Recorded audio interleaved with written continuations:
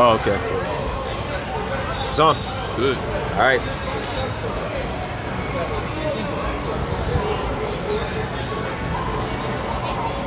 Alright, Shalom Hakim.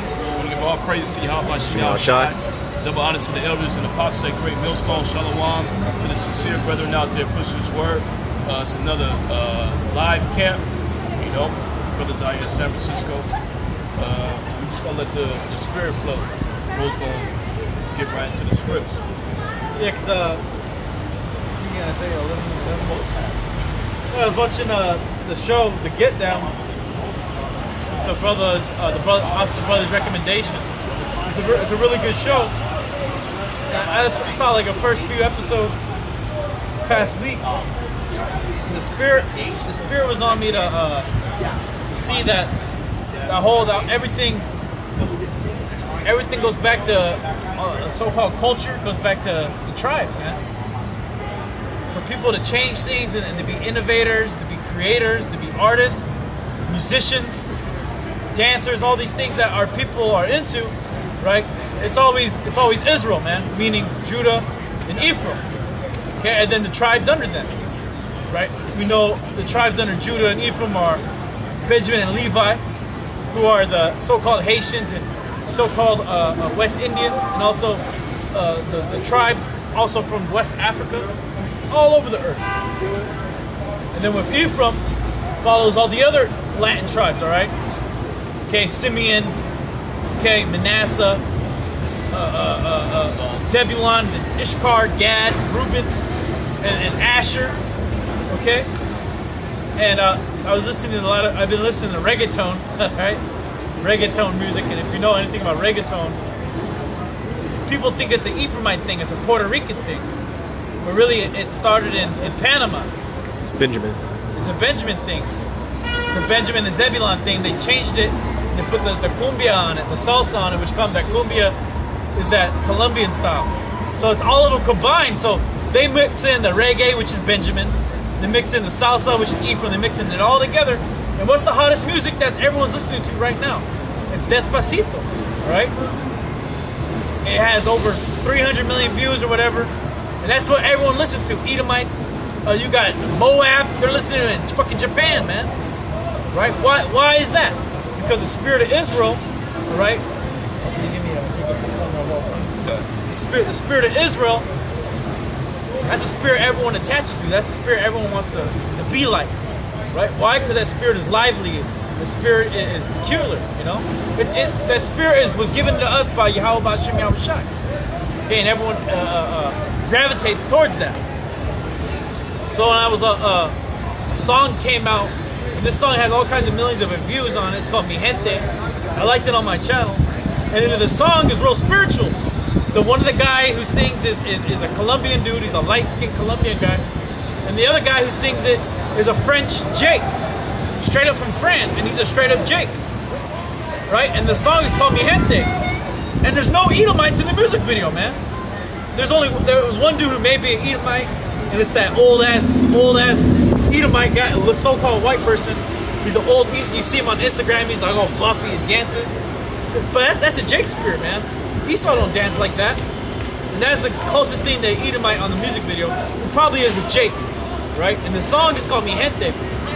It has nothing to do with, and then the song has nothing to do with Edomites.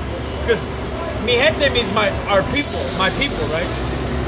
Or gente, right? My father, which goes back to fathers, the generations, right? Which goes back to the seed. So when you break down your gente, your people, it goes back to the people of your forefathers, your seed, which is Israel. Okay? And the Spirit has Israel getting back together, man. And it's always been like that. It's always been Judah, Gad, Ephraim, Issachar, Benjamin, Levi. It's been all of us together, man. In the same captivity, in the same hell, under the same curses, with this goddamn devil ruling over us. Okay? And of course, we're tribal. All right? Our people are constantly going to be against each other. And that's part of the curses. You got something? Jeremiah. Yeah, bring it out. This is Jeremiah 51 and 19. The portion of Jacob is not like them. The portion of Jacob is not like them, so we're not like the other nations. All right? Keep going. He is the former of all things. Yeah, he is the former of all things. Okay, meaning the Mosai created the spirit of Israel as the beginning of the former things. The creator, the front runner. Okay, the forerunner. Keep going. And Israel is the rod of his inheritance. And Israel is the rod of his inheritance. Okay, and that rod of inheritance is that kingdom that we're going to be getting real soon, okay? And that power, the Most High is going to bestow upon us. Because right now you see our people so-called thriving in America, right, which they're not. Okay, that's all bullshit. Okay, because all the fake money Floyd Mayweather's throwing out, that's not real money. That's not riches. Okay? What he has is a consolation. Okay, he doesn't have a promise. Well, he does have a promise, but he's gonna have to get it on the next side. Okay. Want to keep going on that, Bobasha? The Lord of Hosts is his name. You want me to keep going? Yes. Thou art my battle axe and weapons of war. Yeah, thou art my battle axe and weapons of war. Because right now you see our people. Okay. I saw this thing on Twitter. The nigga woman posted it. She said, "You're lucky." She said, "You're lucky we're only looking for equality and not revenge." Right? You're lucky black people look at Edomites and they just want equality. They don't want revenge. Right? But the spirit Yahweh Shemel Shah is going to change that. Okay? The spirit of revenge, vengeance, right? Which we know was upon the Most High. But the Most High is going to put that on the 2/3. The 2/3 going to get in a carnal, fleshly, wicked spirit, man. They're going to be the main ones coming against Esau in the race war. Yep. All right? Right? And then the so-called white man, he's not going to be able to handle all of our people. All right? The 2/3 coming up against him. He can't handle a few niggas on the street. That's why he calls 10 cop cars just for one Jake. The whole precinct comes down. The whole precinct, they got to shut down the street. Right? They got to tase them, beat them up, do all this hell. So imagine when it's thousands and thousands of Jakes just wanting revenge. And see, like this Edomite, they're going to see Edomites like this, and they're just going to want to kill them, man. The spirit that we have on us, we see these Edomites, we're like, oh, we just want to put them to death. Oh, we just got to, you know, that's the first thing that comes to my mind when I see Edomite is like, that's the devil that needs to get put down. That's the devil. The spirit Yahweh Shemel Shah is going to put that on these 2/3. They're going to see Esau. And a lot of them are saying it. That's Esau. They know who Esau is. That's Edom. Okay? Esau, Edom. That's you so-called white people. All you foreigners, you came from a different country. You came here to know that you're an Edomite, all right? You're going to go back to Europe and you're still going to be an Edomite. Okay? Yeah, devils. Keep going on. And then so our heritage that was taken from us, beaten out of us, all right? The Most High gave it back to us. And your heritage, which you try to hide and put it underneath, sweep it under the carpet, and then you try to take other nations' nationalities. Well, guess what? We're giving it back to you, all right? Through the spirit Yahweh Shemel Shai, that we know who Esau is, who the Edomites are. Right? It's these everyday crackers you see walking up and down the street. Read it out. Thou art my battle axe and weapons of war, for with thee will I break in pieces the nations, and with thee will I destroy kingdoms. And how is the Most High going to do that? How is he going to have us break in the nations in pieces? With us. Doing what? Giving us spiritual powers. Right? The Most High isn't going to just have what they call a peaceful transition of power. Yeah, like it's going to be a vote. It's going to be a diplomatic solution to this. An addendum. Yeah, an addendum. Esau's just going to say, look, here you go, guys. What the scriptures tell you. I'm gonna get it real quick. Yeah, there's gonna be a referendum to see if we should allow heathens in the kingdom. Some niggas gonna say, "Oh, we have a referendum that we can't exterminate all the Edomites, man." No. Okay. When the Most High puts that power, give us that power, we're gonna subdue all you nations, and we're gonna do it with violence, with great power, all right, with great force, right? Because you so-called white people, you Edomites. These scholars like to call, you have a, what do they call it? A hegemonic power over violence, man. Only Esau's allowed to use violence. And if you use violence, he'll use violence against you. But this devil can use violence on anybody, man. And no one's gonna do anything to him. Yep. All you goddamn devils, right? Yep. That's why America's gonna get nuclear soon. That's right. Because you goddamn devils, you old Edomites. And a lot of you Edomites come from other countries, but just know you're Edomites, all right? You're gonna be destroyed. You better hope you find a nice cave in the Swiss Alps, otherwise you're gonna be burnt up in nuclear missiles. Okay? And then if you're in that nice cave in the Swiss Alps, the Spirit Yahweh Shai is gonna bring his elect to come in and put you in chains. Okay? Put you in slavery. Because that's where these elites are gonna be living. These elites that when they control Donald J. Trump, they're in his ear, tweet this. You know? You think he just tweets that on his own? No, man, he got people telling him what to do. Right? And if he wasn't doing what he was supposed to do, he wouldn't be president, all right? Fine. Got a precept? Go ahead. Yeah, because ultimately the Lord is putting in his mind, putting it in the people who are telling him what to say. The Lord is telling them what to say, Proverbs 21:1. The king's heart is in the hand of the Lord. As the rivers of water, he turneth it whithersoever he will. Yep, like the rivers of water, he turneth it whatsoever he will. And that's how the Most High controls all these spirits. Especially that of the elites. Okay? And of all these so-called world leaders. I think they were saying on the news that back when Obama was in office, he was looked at by the so-called Western leaders as the leader. But now they just totally, they don't even look at Trump as they keep him out of the circle. They say now they gravitate towards Angela Merkel, right? Who we know is the beast, okay? Because Germany and all these other European countries, they make up what the scriptures call the beast, right? Which is NATO and the EU. Yep. Well, the horns is the horns is the EU. Yeah, but because you had going back anciently, you had Germania Major and you had Germania Minor, And the principal nation within the beast is really Germany, modern day. It is. And then you look at Germany's GDP, it's higher than all the other European countries, okay? It's the only country with a surplus, but they're the ones who keep the whole EU propped up in the first place. And now that they don't want nothing to do with Trump, they want to deal with her. Why? Because that's the Most High controlling the rivers whichever way he goes. And he's going to go the ways of the prophecy. Right? And the beast is going to hate the whore. That's right. And it already does. It does right now. Keep going. Going into what you said, there ain't going to be no referendum. This is Daniel 7:18. But the saints of the Most High shall take the kingdom. Yeah, the saints of the Most High, we shall take the kingdom. Okay? Taking the kingdom is not a referendum. That's not a vote. Yeah, no diplomatic vote. We ain't gonna go to the UN and petition the Security Council, then have America veto it. We're gonna take the kingdom, man. It doesn't say it was given to us either, okay? Meaning it's there for our taking. Okay, so the Most High is gonna put on our spirit to establish the kingdom, all right? With great power in His glory. Okay, we're gonna do what Yahweh Shah tells us to do. He's gonna make it, line it all up the way He wants us to take the kingdom. All right, boom, it's gonna roll. Chariots gonna come in. It's gonna take over everything. Millions and millions of Edomites are gonna be killed. Heathens are gonna be put to death, and then a lot of you are gonna be put in a hardcore slavery because our kingdom needs to get built.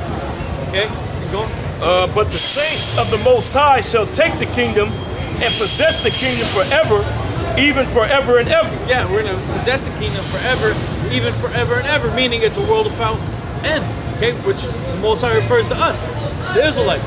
When the kingdom is established, the kingdom of heaven with Yahweh Shai ruling, and the disciples, and King David and the disciples, when we're ruling the kingdom of heaven, there's not going to be an end to it. It's not going to be another power that's going to come up out of nowhere and take us to war. The other nations are going to need weapons of war. They're going to build everything. They're going to have is not weapons, but tools for plowing the ground. Yep. Tools for building houses. Yeah, the scriptures tell you that there ain't going to be no war in the kingdom. All right. So these nations, they ain't even going to know what war is. They ain't going to have no type of martial arts skills. They ain't gonna know how to work a sword, how to work a spear. There ain't gonna be no weapons. It's gonna be complete peace on the earth. Ain't gonna be no wars springing up. You gonna get a foot in your ass, all right? There ain't gonna be no wars. You ain't gonna have this nation going against that nation and vice versa. Why? Because we're gonna have a totalitarian government, man. What we say goes. It's gonna be no questions of who the rulers are, man. We're going to be the ones in power, all right? We the ones that's going to be running stuff. Ain't no other nation going to come up on no level to try to take another nation down or even take us down, man. Yeah, you're not ain't going to be no, well, the scriptures tell you when Yahushua comes back, it's the reason why he has that title, the Lord of Lords and the Kings of Kings. All these other countries, these different nations, their kingdoms is going to be taken away from them, man. All right? So ain't going to be no other kingdom on the earth or three kingdoms. The Israelites are ruling, and you got Moab over here and then Ammon over here. Then Moab wants to go against Ammon. They ain't going to be that, man. All these different nations that have rulership is going to be taken away from them when Yahushua comes back, man.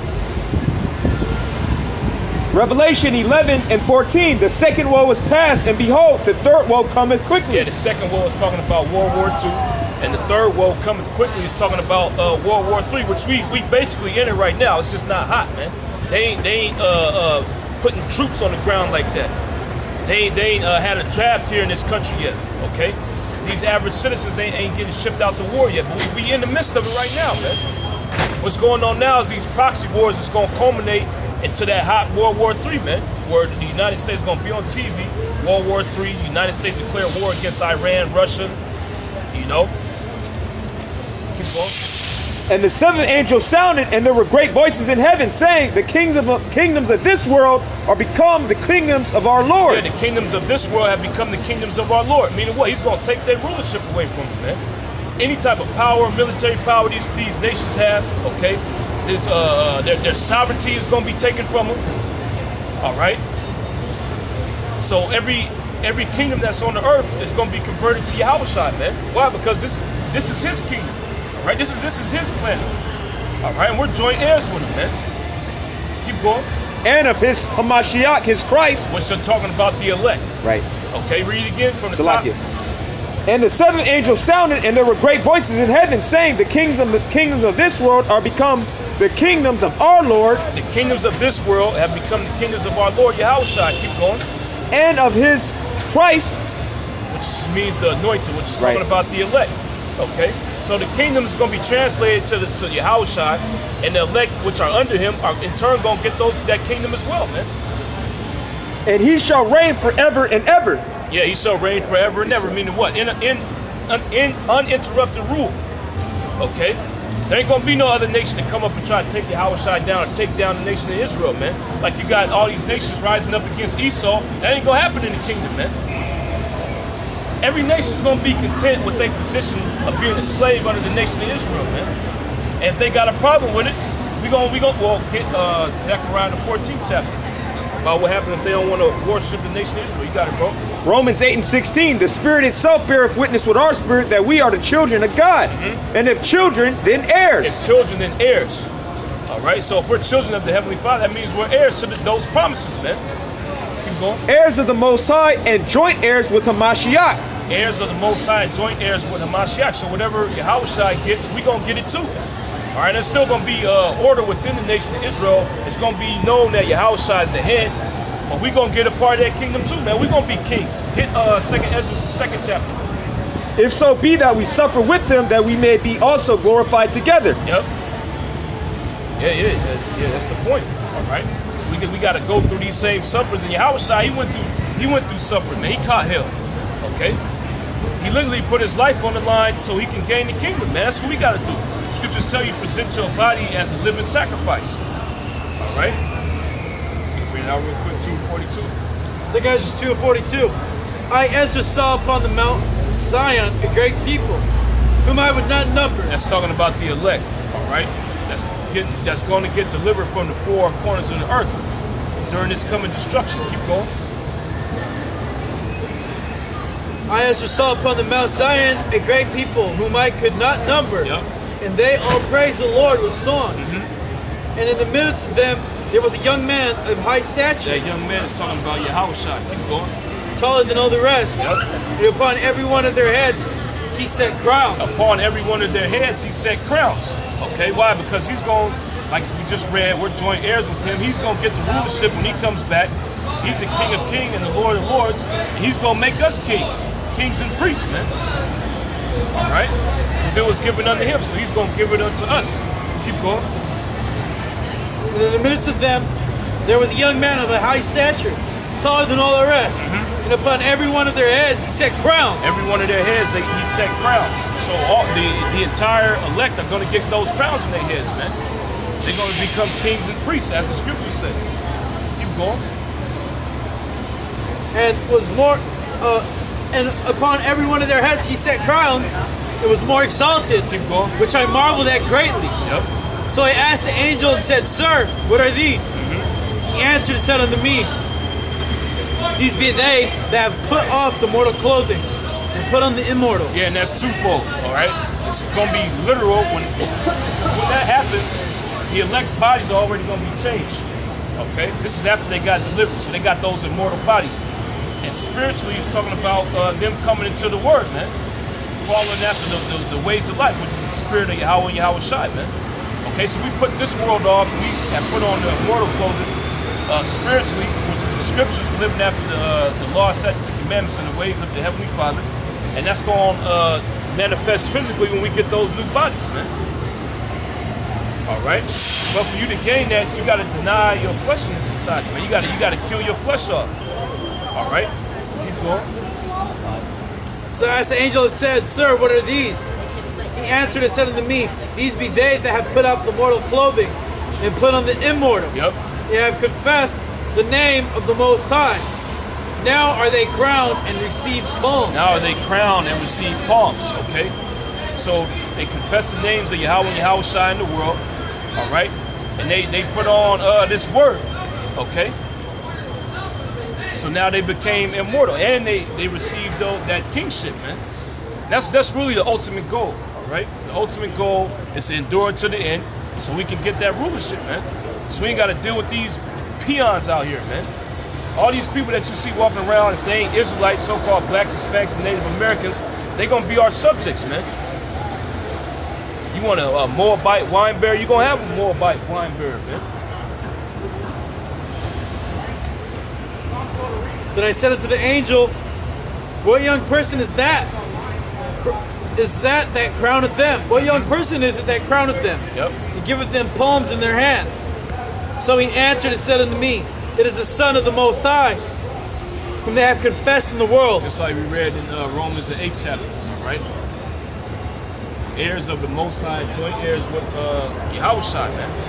Because he's the one that's going to get the rulership, all right? And the king can make another man a king, okay? He can give him dominion over certain parts of his kingdom, man. Yeah. Khan, if you look at in history, you look at the Roman Empire, Caesar wasn't even a king, but he had power as a king. Why? Because he was the general. Yep. Right? And then he even gave power to other people. They ruled while he was on what you would call campaigns in Germania or Britannia or the Gallic Wars. He set up other people and they ruled Rome as kings. Okay?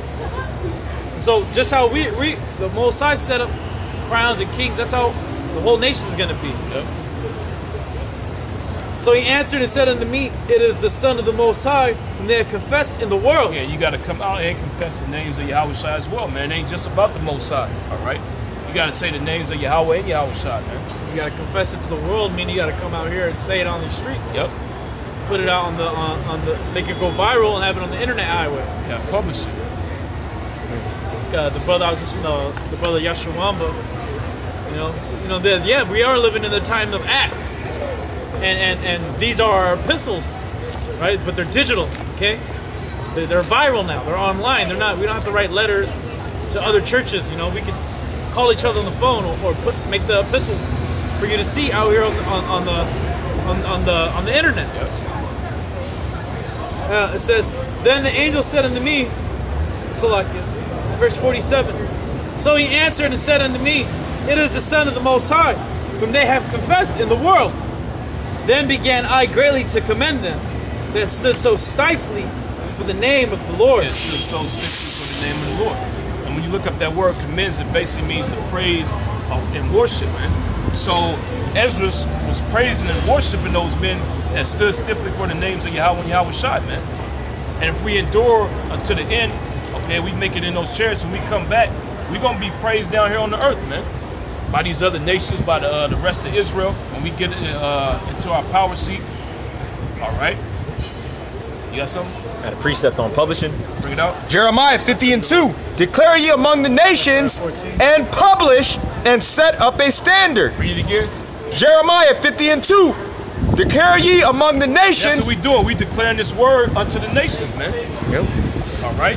Wherever Israel has been scattered, we're declaring this word in that land, man. Keep going. Declare ye among the nations and publish. And publish. That word publish means to make public. That's what we doing. We making these prophecies public unto you, man. We telling you what's to come in the future. All right. We telling you that America's gonna be destroyed.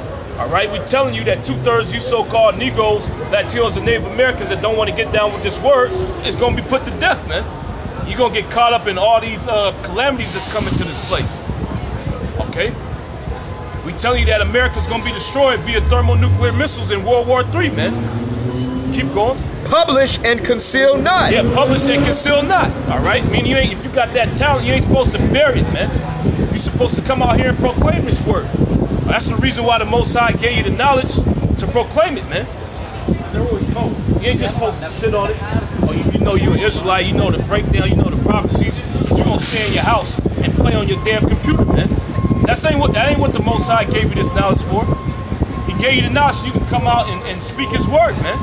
Like the scriptures tell you in Proverbs, the 1st chapter, wisdom crieth without, she uttered her voice in the streets, man. You're supposed to be on the streets proclaiming the words of Yahweh B'Shem Yahushua, man.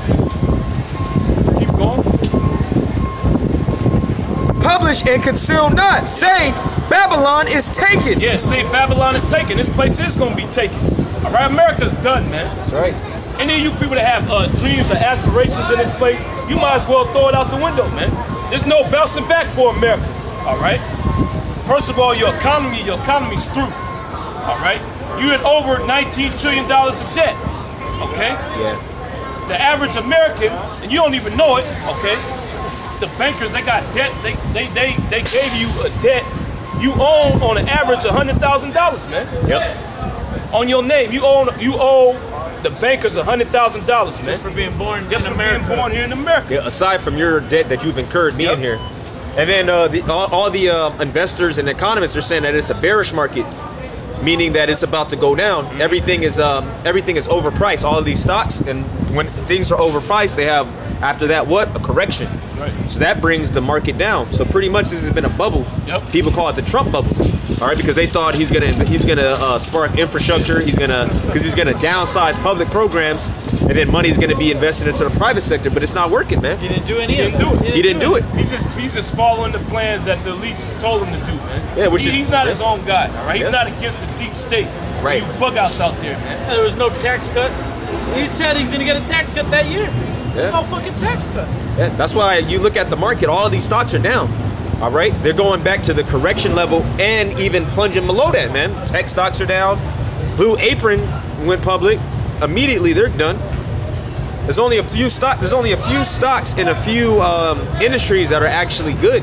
The majority of the stuff is just done. It's not. These aren't just gloom and doom economists like Peter Schiff and Gerald Celente. These are run-of-the-mill, everyday economists that say, "Look, get ready for a dip, even a depression." All right. Just to back up what the brother's saying. This place is finished. Yep. There's no coming back from it, man. Yep. So you got the economic situation that's going on in this country. The stocks is getting ready to crash. The debt is at an all-time high. All right. The budget is in a huge deficit. Okay. All these cities, even San Francisco, California's running a budget deficit, man. Right. And when they tell you that, they don't go into how much debt the state actually has. They just telling you that the expenses of the state to run itself is not equal to the money that they bringing in, man. And there's no way that they can balance it, man. Well, they can balance it, but what? They gotta cut spending and austerity. Yeah. And the first thing to go, and they doing that, right? They cutting welfare programs. Yep.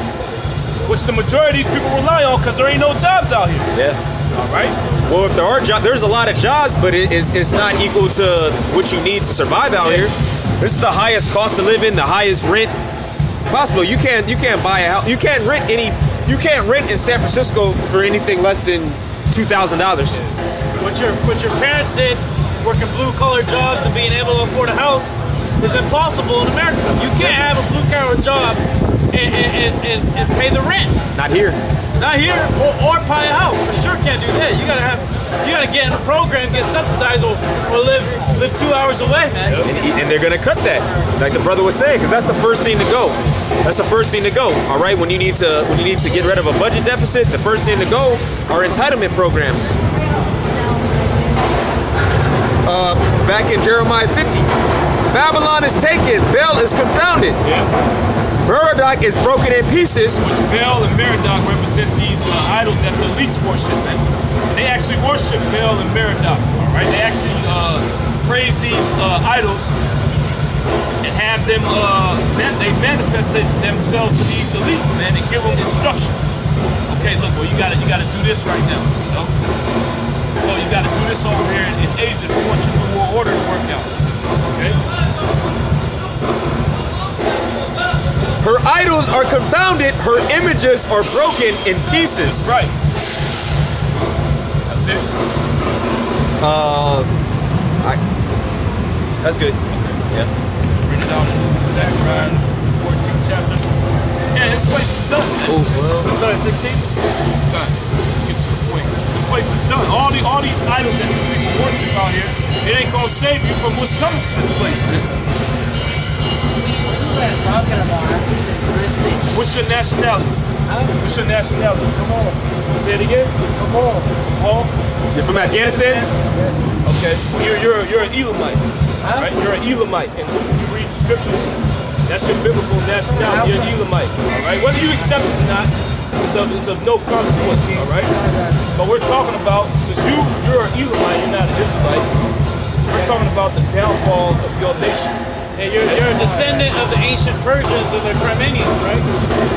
You're a descendant of the ancient Persians and the Carmenians. I have no idea. Well, we're letting you know right now. We're letting you know right now. That's where your people go from. Our people, you think when we came from slavery, right? We were already here and the white man came and put us in slavery. We come from the land of Israel. We're the Israelites, okay?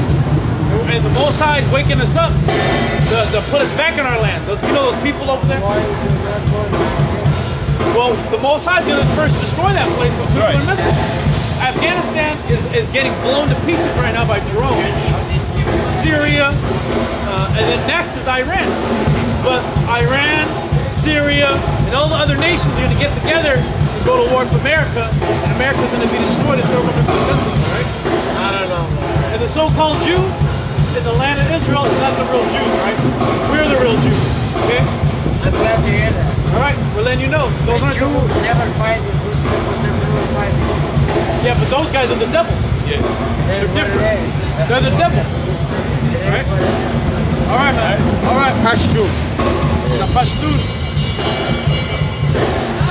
He's a bug out. Yeah, he don't know what's going on. He don't know what's going on. He don't know anything about where he comes from. He's just an American citizen. You know, he came over here, he took the Babylon Jews. He's being a regular Babylonian. Yeah, because if he went back to his land is totally different. You know, you got young girls, you see the video of the sniper? There's a young girl, she was on a sniper rifle, and then a bullet barely almost hit her in the head. She had to sit down and relax. You know? But that's what's happening in that land right now. The land of Afghanistan, the land of Syria. It's war. A bunch of opium is out there. People addicted. Yep. They did Vice did a documentary on it. It was out there. They just put the people in Turkey. They kick them on the outside of the wall. They all shooting up and shit. Then the police come. And a lot of them people they put them to death, man. You get caught on drugs, they put you to death. They don't tell you no treatment side. Yeah, because unlike America, there's not a big ass bullshit healthcare reform, man. Over there, that's how it should be. You want to do drugs, you want to be a fat fuck, you just gonna die, man. Ain't no one gonna plug you in at a hospital bed and spend hundreds of thousands of dollars on some fat fuck that just needs to die, right? The scriptures say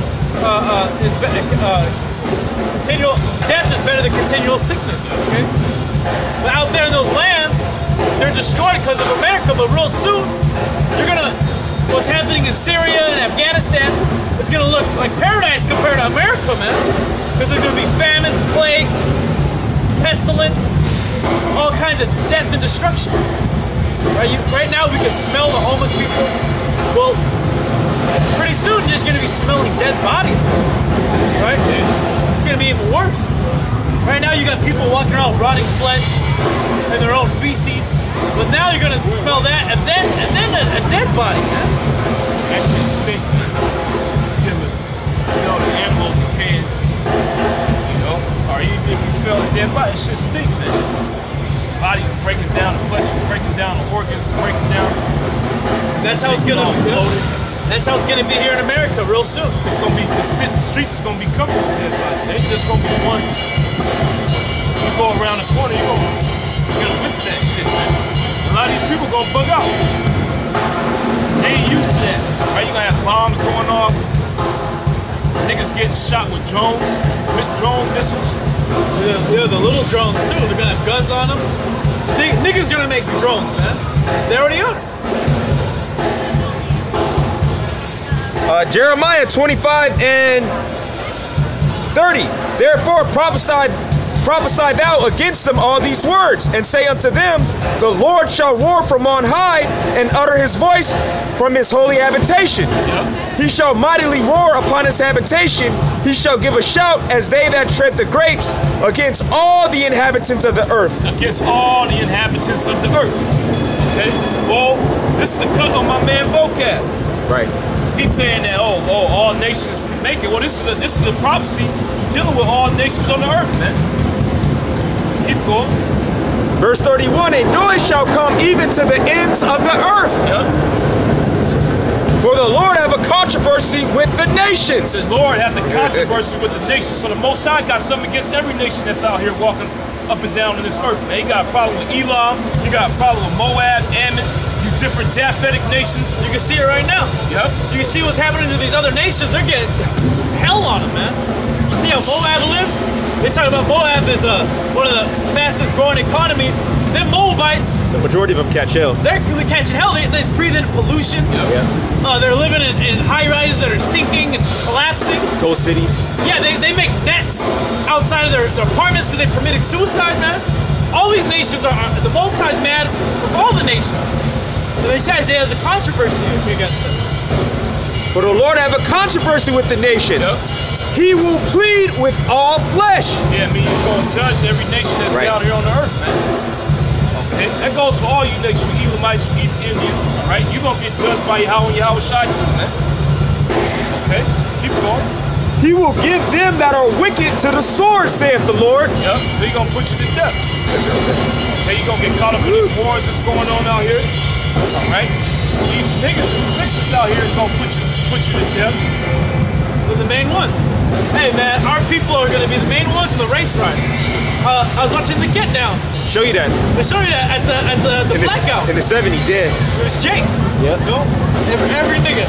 It was hitting licks, man. Yeah. And that's the only way that Jake can live good in this society. Through revolution.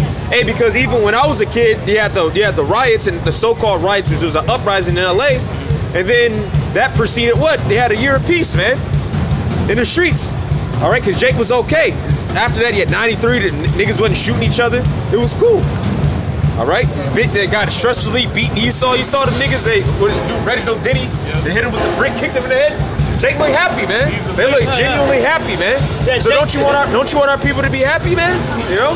Yeah, Jake, and like what they said, Jake finally got the last shot against Esau, so he had a year of just killing a nigga. Yeah, because what? You had a so-called, what Esau calls a so-called black market, so-called black economy because of all those goods. So Jake could exchange, Jake was eating.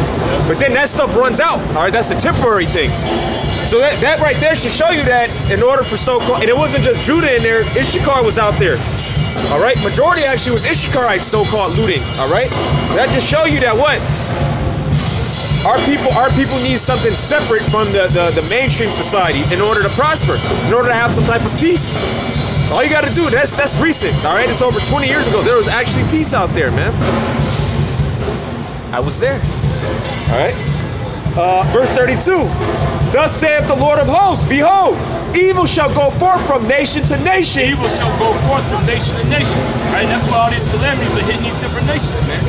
You Ammonites, you staking, hitting with tsunamis. All right? Out there in the Philippines, they be getting jacked up with them typhoons, okay? Afghanistan gets hit with a lot of earthquakes, man. Iran be getting hit with earthquakes, all right? So the Most High is sending plagues to these different nations. Okay, why? Because all you nations had a part in bringing down the nation of Israel, man. Now it's the time for recompense. Okay, now it's time for you to be judged, man. You've been living off the back of so-called blacks and Native Americans all these years. Now it's time for you to get judged, man.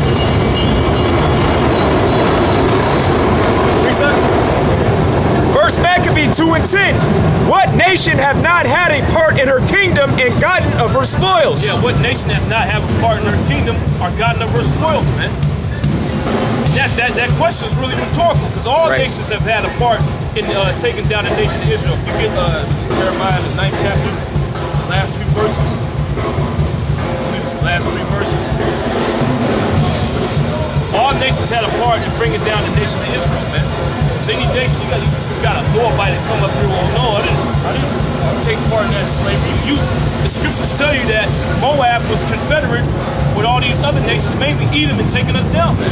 What was his name? Eglon? Yep. Yeah, that king. And then it was a Gideon.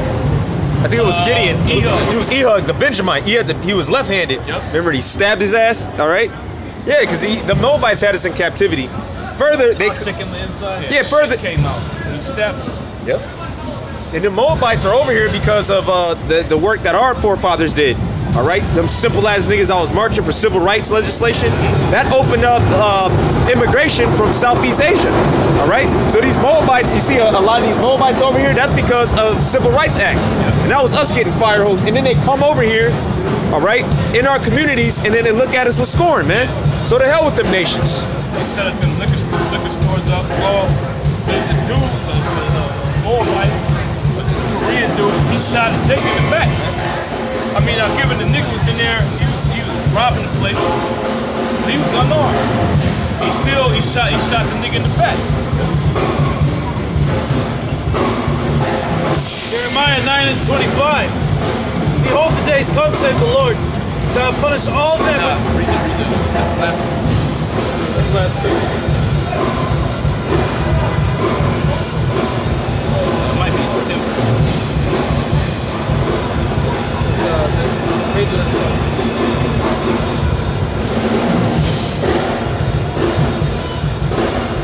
Yeah, 10 and 23, Salah. Jeremiah 10 and 23. O Lord, I know that the way of man is not in himself. It is not in man that walketh to direct his steps. Yep. O Lord, correct me, but with judgment, not in thine anger, lest thou bring me to nothing. That's right. That's what we want the Most High to do. We want him to correct us, but not in his anger. Right? Why is it the Most High pissed off at you? You send some correction your way, you're going to get destroyed, man. Keep going. Pour out thy fury, pour out thy fury upon the heathen. Pour out thy fury upon the heathen, man. Meaning all these non-Israelite nations. We want the Most High to pour his fury upon them, man. That's what he's doing. Right? He's really going to do it when your house side comes back, man. When you read about that 2nd Ezra 13th chapter, when that chariot comes, your house side comes back with that chariot, and he destroys all these nations' armies. Keep going. Pour out thy fury upon the heathen. Yeah, pour out thy fury upon the heathen. We got heathens walking around right here, man. All these heathens, you Edomites, you Elamites, all right, you crackers, you coolies, you're going to be judged, man. The Most High is going to destroy you. That's right. Pour out thy fury upon the heathen that know thee not. Pour out thy fury upon the heathen that know thee not. All right? Now don't get stupid and be like, oh, well, see, that means that it's some heathen that know the Heavenly Father. No, these heathen don't know Yahweh Hashem Yahushua, man. None of them. They don't know his ways, all right? They don't know what pleases him. They don't know the law, statutes, and commandments, all right? So that's talking about every non-Israelite nation under the sun, man. None of these heathen know how to please the Heavenly Father, man. Well, we just reading the article, you got a fucking Ammonite, they making silicone sex dolls, man. The Ammonite dude, he's all infatuated with it. It ain't even real flesh, it's silicone. He want to marry this shit, man. You think that's pleasing to the Heavenly Father? You gonna have an Ammonite in the kingdom with a fucking Moabite silicone wife, man. You know? It's madness. Here is a gook is pushing it around in a wheelchair, man. That thing's, you don't want to look at that thing with a black light, man. What the fuck is that thing doing outside your house? You gotta put these heathens to death, man.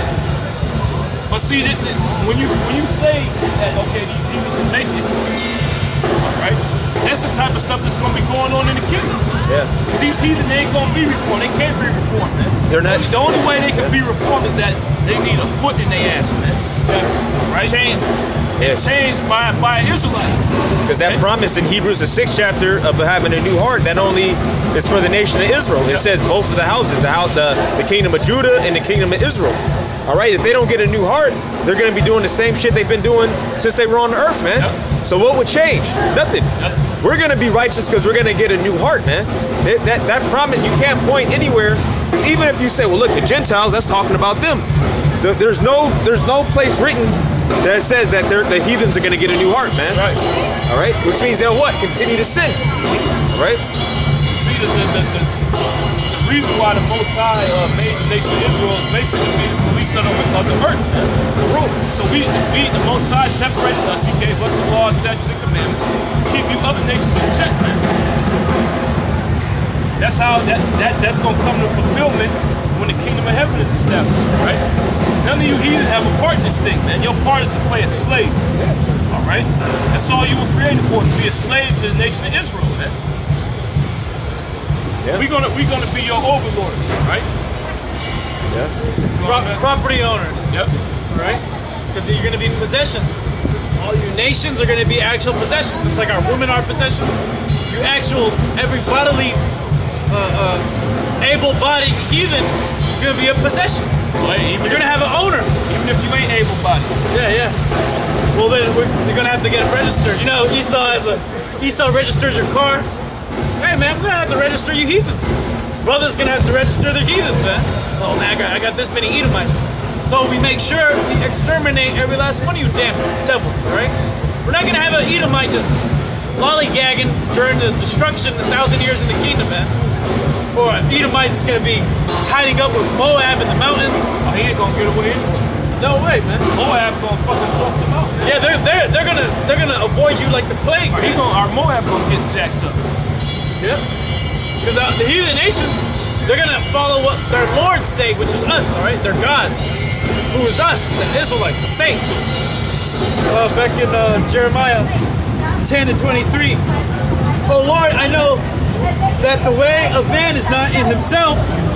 It is not in man that walketh to direct his steps. It's not in man's. Read it again. It is not in man that walketh to direct his steps. Yes, meaning what? We don't control ourselves, man. We do what Yahweh Shem Yahshai programs us to do. Right? Keep going. Oh Lord, correct me, but with judgment, not in that anger, lest thou bring me to nothing. Yep. Pour out thy fury upon the heathen that know thee not. Pour out thy fury upon the heathen that know thee not. Right? We're just talking about all these heathen nations out here, man. Keep going. And upon the families that call not on thy name. And upon the families that call not upon thy names. That's all the heathen, man. And Nate. Yeah, Nate. Nate and his family. They're heathens. Yeah. You know, the only difference is after you get destroyed, you're going to come back in the kingdom. Right? You natural Gentiles, you natural heathens, you're going to be destroyed, man. Read that part again. And pour out thy fury upon the heathen that know thee not. Pour out thy fury upon the heathen that know thee not.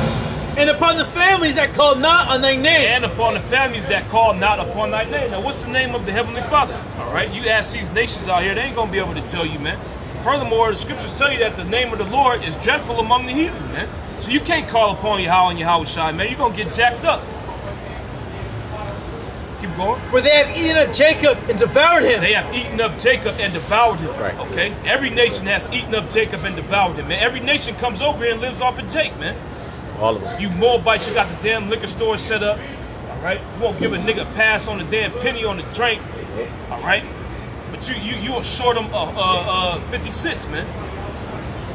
You short him $1 on his change back, man. Jake short a penny. Oh, no. Go somewhere else, nigga. You know? For they have eaten up Jacob and devoured Yeah, him. they have eaten up Jacob and devoured him, man. Keep going. And consumed him. And consumed him. That's the reason why Jake's in this condition that they're in right now, man. And all these nations, all you nations, you are confederate in this destroying Jacob. Okay? There wasn't no Moabite that said, no, we shouldn't do this. These are the Israelites, man. We should tell them who they are so they can return to their power. It's like, nah, hey, look, you get that, what's that, Jeremiah?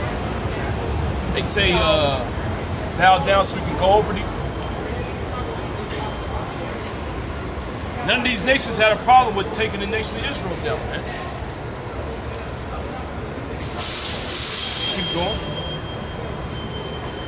For they have eaten up Jacob and devoured him and consumed him and have made his habitation desolate. Yeah, have made his habitation desolate. All right, it's talking about the land of Israel. Okay, all these heathen went over there. We got destroyed when the Babylonians came in there. Okay, and even the places that Jake lived now is destroyed because these heathen suck all the resources out of it, man. All the money that Jake gets goes to the heathen. All right, damn Arabs are setting up bodegas and liquor stores in Jake's community, selling you fucking fried chicken that been under the light for 3 days and still got damn feathers on it, man. You niggas buy that shit. You have to. Yep. It's nothing but snacks in the store. Ain't no fruits, no vegetables.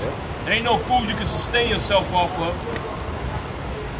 Put in little, I forget the name of it, but you know, little things they used to sell, little Kool-Aid things. Rip the top off and got the aluminum top. I forget the name of it. Jake know what I'm talking about. You know, you go to the store and you get that shit, some chips, you know. And that's the only food that's available to Jake, man. Yep. And Esau has it in his records that he sets up these nations as a buffer between us and him. And he does that to do what? So then you're looking at those nations that, okay, that's the problem, which they are, but really Esau's the problem. He's the one that let them go in there. Exactly, because I was over in the Fillmore earlier, and I was like, man, this is why Jake don't give niggas no loans, man. Because Jake had the little spot set up. They were serving food, so-called soul food. And there was a line around the corner, man. And it was the most popping spot out there. It was like 8 blocks, all right, the Fillmore Jazz Festival.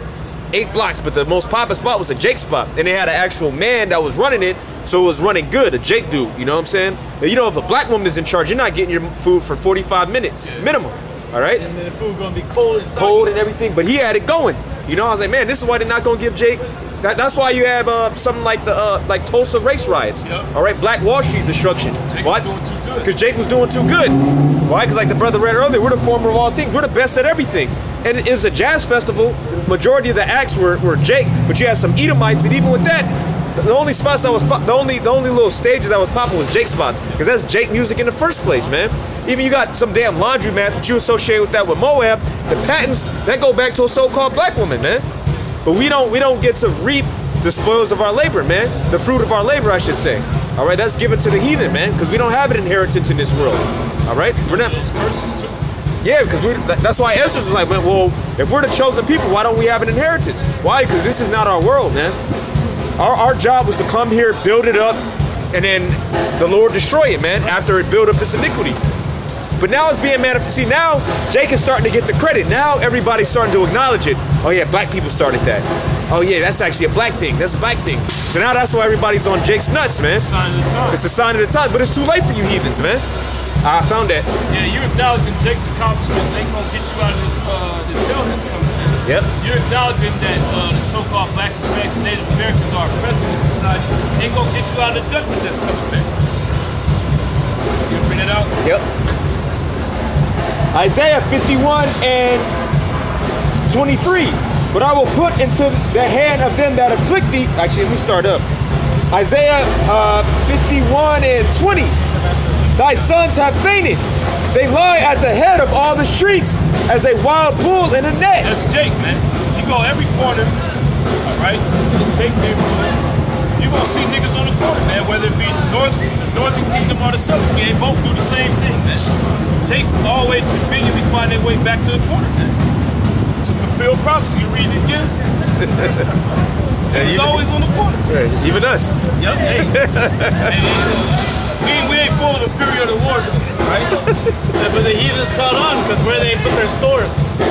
They always put their stores on the corner. Corner stores. Corner stores. Isaiah 51 and 20. Thy sons have fainted.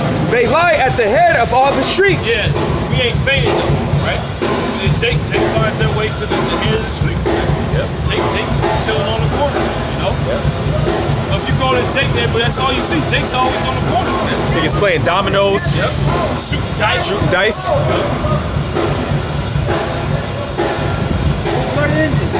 Right. He getting ready to go to a corner, man. Post up. Yo, he just came from one. Yeah. Turn the fuck up. Thy sons have fainted. They lie at the head of all the streets. Yeah, as the they sons that fainted, they lie at the head of all the streets, man. Meaning the corner, right? Jacob's famous and fainted out here, man. That dude, he's fainted. He's fainted. You don't know what's going on. He's asleep. Drinking King Cobra, man. That's well, you got a spirit on him, though. Yeah. You got a spirit on him. He's ready to go. You know? He hasn't fainted, man. Yeah, but he actually hasn't fainted. He came back. Yeah.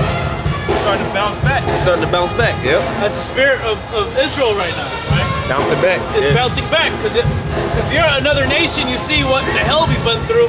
Just us looking at our own history of our own people. For us still to be here, surviving, and then be thriving, be living. More better than something. A lot of us live better than these heathens, man. Edomites, which leads to race riots. Okay? Yeah, exactly. Because the whole reason why there was race riots Exactly. was because Jacob's living better than Esau, and Esau couldn't take it.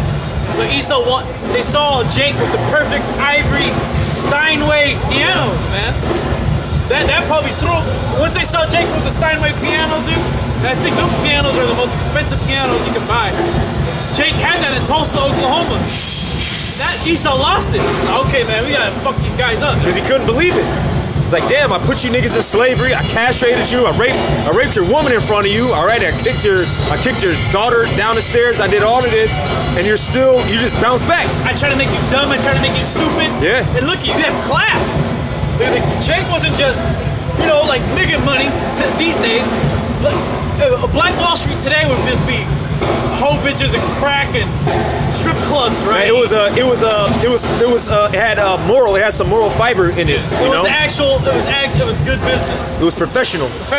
Yep. It was classy, right? Yeah. And our people were doing that, They were selling great products, stuff they made with their own hands. Man. But what you see right now is this is like pretty much the first generation Esau got us. Our generation, those of us that are like 25 on up, that's like the first generation because we're the sons of those that we're like the first generation to really go through integration. All right, because our parents, they was born in like the 50s, 60s. They started it. Yeah, that's when they started. But we grew up in it. We grew up in it. And then integration and crack they called and rap music. Multicultural. Yeah, we're the first real generation like that. That's why it's so fucked up, man. Yeah, Jackson fucked the hell up, man. Yeah. Now, racism in 2017. Yeah. Well, as Esau calls it, post-racial. Right, well, hey, this post-racial is the most racial of times, man. Yep. Because now our people are waking up to the fact that they're Israelites. Yep. They're waking up to their nationality. Yeah, because now we're waking up like, man, this is bullshit. This whole post-racial thing that I grew up on. All these different people in my class. So I got a white friend, an Asian friend. That's bullshit, man. Jake's coming out of that. Equality, fighting for equality. Exactly. Bullshit, man. Yeah. To be equal in Edomite is a curse, right? We're above the Edomite. We're above all the nations. They should be fighting for equality to be against the Most High, man. Like, why'd you make us great? Because you're a heathen, man. Yeah. You're gonna be a slave. Yep. Are you done on that? They are full of the fury of the Lord, the rebuke of thy power. Yep. Therefore, hear now this, thou afflicted and drunken, but not with wine. Yeah, Jake is afflicted and drunken, but it's not with wine. Jake smokes these philosophies out here, man. Evolution, the superiority, the false superiority of you so-called white people. All right? Keep going. Yeah, it's inferiority complex. Yeah. Yeah. Therefore hear now this, thou afflicted and drunken, but not with wine. Thus saith thy Lord, the Lord Yahweh, and thy power that pleadeth the cause of his people. And he's going to plead our cause, he destroys the so-called white people. See, we ain't got to do nothing, right? Most sides going to take these so-called white people out of power. Hey, hey, like you saw first, didn't do nothing. Yeah, you didn't do nothing. Hey, that's how it's gonna be. Yeah. We're not gonna go and kill you Edomites, all right? The Most High's gonna kill the most of you, man. Right? But when we get that spiritual power, best believe it. Yeah. The Most High allows us to get one of y'all, we're gonna get it. But really, ultimately, you devils are gonna destroy yourselves, man. The Lord is putting it in your spirit to destroy each other. Y'all hate each other right now, because y'all hate each other, man. That's the spirit of Esau hates himself, man. There's no brotherhood in Esau. There's no brotherhood in Esau. And you see that, and you see that. It's a spirit, because there's a consciousness within Jake, man. Well, yeah, like you said, there's a consciousness in Jake. That's why the whole thing was what, in 60? Hey, brother. Hey, hey, even now, some heathens, or they could be Israelite foreigners, a lot of people that, hey, what's up, brother? Because they know that that's in Jake's spirit. Like I said, I was over there earlier. That's when we say, hey, brother, you know, they playing the music. You look, all this jamming is like a natural thing. Esau doesn't have that. Esau looks at somebody to scheme on him. All right, that's what they did in the Roman Empire. Well, look at the book of Maccabees. All it was Esau going against Esau, and that's according to Revelation, the 6th chapter. There was a horse, a red horse. He was given a sword that he should take away peace from the earth.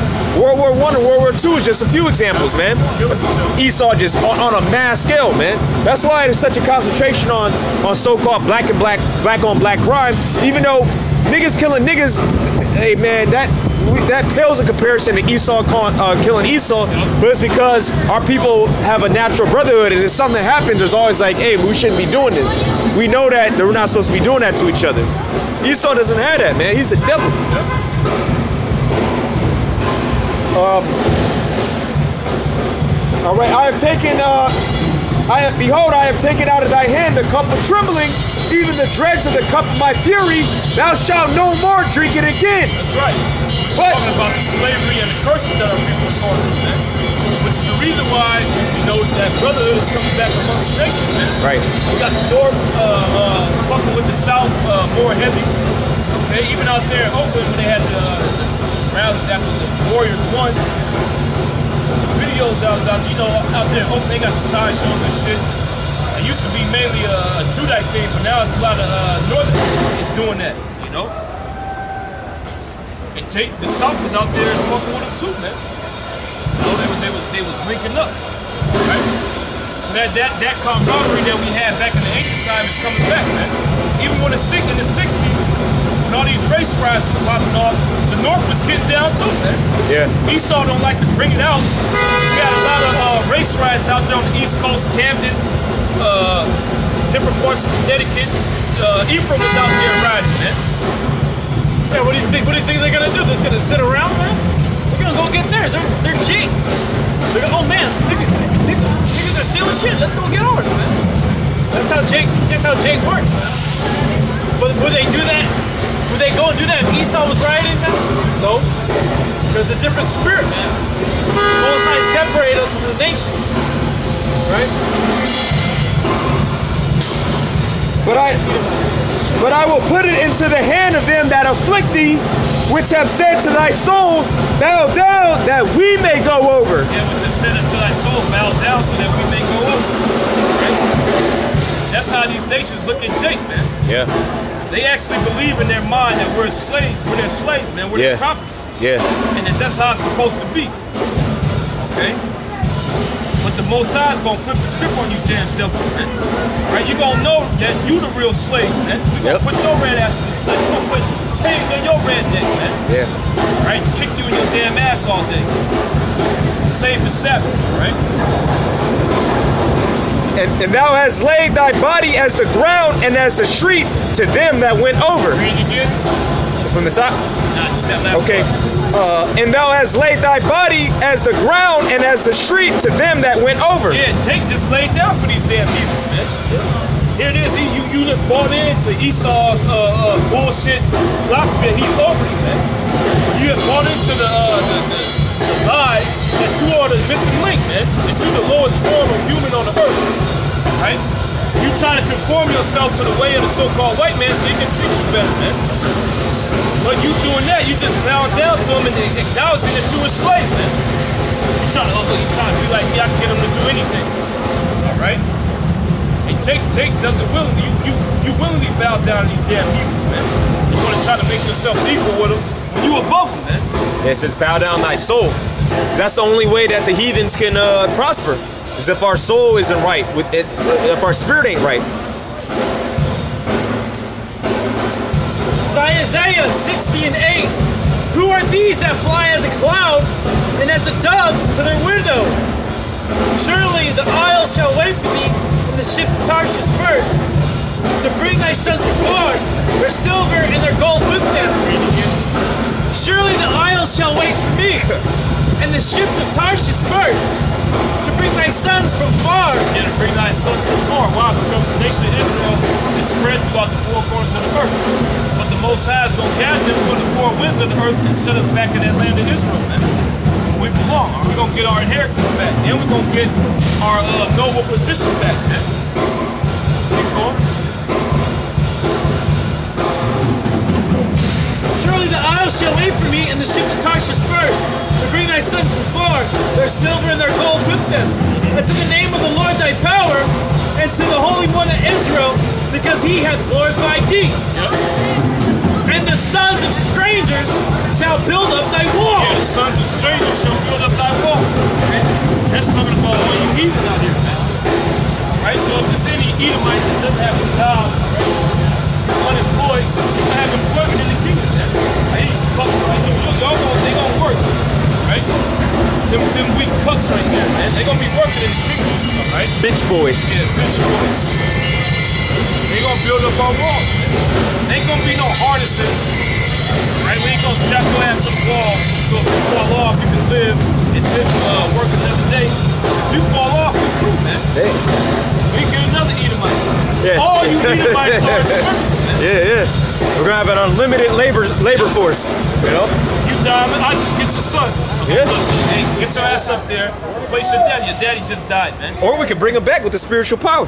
Yeah, you can do that too. Yeah. I'm gonna leave his ass down there on the outside of the wall though, man. Have his son look at him while he putting blocks there, man. Yeah. My dad just, you ain't gonna be no funeral.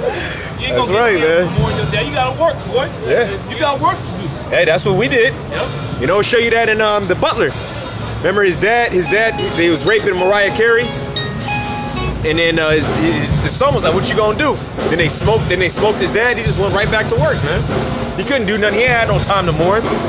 Just right now, we ain't got no time to mourn. These heathens don't care, they don't give a damn. Well, like the Arkansas shooting. There's a shooting in Arkansas about 17 Jake's left. 28 now. 28 dead. So there's no pray for Arkansas. There's nobody's really mad about it. Give a fuck. Yeah, that wasn't a staged event. Right. That was a nigga moment. A nigga moment of moments, all right? And where's Black Lives Matter? Yeah. They should be the main ones protesting. That's 28 black lives. It's crazy. Black Lives Matter was full of fucking trannies and white Faggots, niggas yeah. that don't care about things. Don't care about so-called black lives, right? Nigga woman hate so-called black people, man. That's why she get all these damn reports. Surely the isle shall wait for me, and the ships of Tarshish first, to bring thy sons from far, their silver and their gold with them. And to the name of the Lord thy power, and to the Holy One of Israel, because he hath glorified thee. And the sons of strangers shall build up thy walls, and their kings shall minister unto thee. Their kings shall minister unto thee. So the kings of these different nations are going to be our servants, man. One of you brothers going to have Putin as your slave, man, if he survives, all right? And all that judo and shit that he know is going to go out the window when he meets a man of the Lord with the spiritual power, man. He's going to bow down before your feet, man. Lick the dust up like the scriptures say. Keep going. And the sons of strangers shall build up thy walls, and their king shall minister unto thee. For in my wrath I smote them. In this wrath he smote us. Okay, that's the reason why we're going through this right now, man. In it ain't because he and you niggas, you believe this lie, man. That the so-called white man is just so above you. That's the reason why he conquered you, man. Nah, you in this. The reason why you led into these slave ships is because the Most High got mad at you, man. So he said, look, in layman terms, F you, I ain't dealing with y'all no more. I don't care what happens to you. I'm gonna let the heathen do whatever they want to you, man. Since you want to worship these different idols, okay? Let them deliver you to your own devices, man. I ain't gonna protect you when your enemies come up against you, man. Just like if your woman should turn and committed adultery against you, and then some dude beat the shit out of you, you ain't gonna care, man. The dude that you was beat the shit out of you ain't gonna care. Right? You ain't gonna look, I'm sorry that happened to you. No, you got what you deserve. Yep. You know, that's how the Most High did us. Right? But the difference is the Most High is gonna have mercy upon us. He's having mercy upon us right now. That's why you see these camps popping up throughout the four corners of the earth. It's mercy, bro. The Most High is giving us his knowledge back, man. He's brought us out of the filth of this world, man. The sunken place. Yeah, the sunken place. Like, that's an example right there. He's in the sunken place, man. No hope. Right? Keep going. Yeah, you can literally be one of these demons out here in the world, man. Alright? Being a victim of the current devices that Esau has out here to destroy you, man. That's all they are too. This has gotten worse and worse over the years, man. Because Esau's coming harder. Yep. Tell you that in Revelation, the 12th chapter, Revelation 12 and 12, because he knows that he have but a short time. Yep. That's why he's going so hard, man. He's unleashing chemicals to make niggas sodomites. Yep. All right. He's putting fluoride in your water.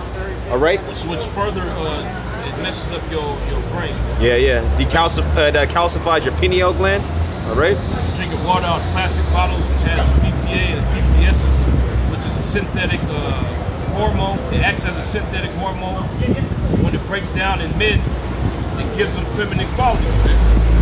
Niggas start growing titties and shit. You got niggas out here that's fat that got titties, man. They got breast tissue, man. This is all under the auspices of the so-called white man. Right? Got these drugs for you, man. Yeah. And the average nigga's on drugs, man. He's on pills. He's smoking weed. Xannies. Drinking scissor. I was on the way to an appointment. He said, man, he just looked at me and said, man, I need some Xannies, Perky, something, calm my mind. I was like, what the fuck? But he was just talking to me like he just knew that's a norm. But see, the thing is, that's normalized. Yep. That's like a normal thing. That's like a combo. Like what you have for lunch, Zans. Yeah. Zans, man. What was a video? It's a video on the internet. A nigga dropped his lean. The glass broke. This nigga trying to scoop it up and put it back in the bottle, man. You niggas turn into Knox, man. Yeah. Right? Yep. Knox for these prescription drugs. Yep. Jake's through. Yep. It's worse than the damn crack epidemic, man. Yeah. I was meditating upon this earlier last week, man. If this generation, especially this generation that Jake's, was allowed to grow up, grow old, and establish another generation, these kids will be all fucked up, man. Yeah. They're gonna be drinking fucking syrup at 5 years old, man. Leaned out in fucking kindergarten and shit, nodding off, man. Well, I uploaded the video of the little Jake in the McDonald's. You see that little nigga? Man. He's all throwing up the Baphomet. Oh, I didn't see that one. He's all throwing the Baphomet like, yeah, nigga, that. It's a little spit kid, man. And niggas recording it. And then he's all, F you, slapping That's up his mom. He spit on his, okay. He spat on him too. That was his sister. The He spat on his sister. His grandma. Yeah, She slapped the shit out of him. Yep. That's a demon. That's a little demon. You gotta kill him. And then he threw his food, threw the bag at him. And then the niggas was recording. And then the little niggas like, yeah, nigga. Like, it turned up like it was a world star. Yeah, it turned up. And the niggas like, yeah, world star. And then the niggas liked it, man. Because they knew it was going to be it was gonna blow up. Yeah. Man, wickedness has surely exceeded. It's exceedingly great here in America, man. As the scriptures say. And that's how the next generation is going to be, man. Well, that little nigga, what is he going to end up doing? Well, there ain't gonna be a next generation. I'm just saying, if it was to get the Most High were allowed to go on that long, this is the type of shit that be going on, man. He what, 5 years old, 6 years old. So if he doing that type of shit, he's spitting in his sister's face, cussing his damn grandma out, what's gonna stop that nigga from drinking fucking lean, man? Oh, he gon', and you know he gon' nut in the chick as soon as he get the opportunity. Yep. Oh yeah. You know, no condoms, no. Well, look, let's get together, let's raise our none of that, man. No, you know these little kids do now. They do gangbangs, man. They're fucking middle school gangbanging, man. Actual 5, 6 dudes, man. One little girl. Right? Yeah. This place is through. Yeah. You can't be here. And you want to send your kids to these fucking schools. You got niggas still going to college to become a teacher. You know? Oh, I want to help people do the education. Improve the community. You actually think the educational system does anything but not kill our people? You think actually does anything good? You kill yourself, man. The education system is nothing but wickedness, all right?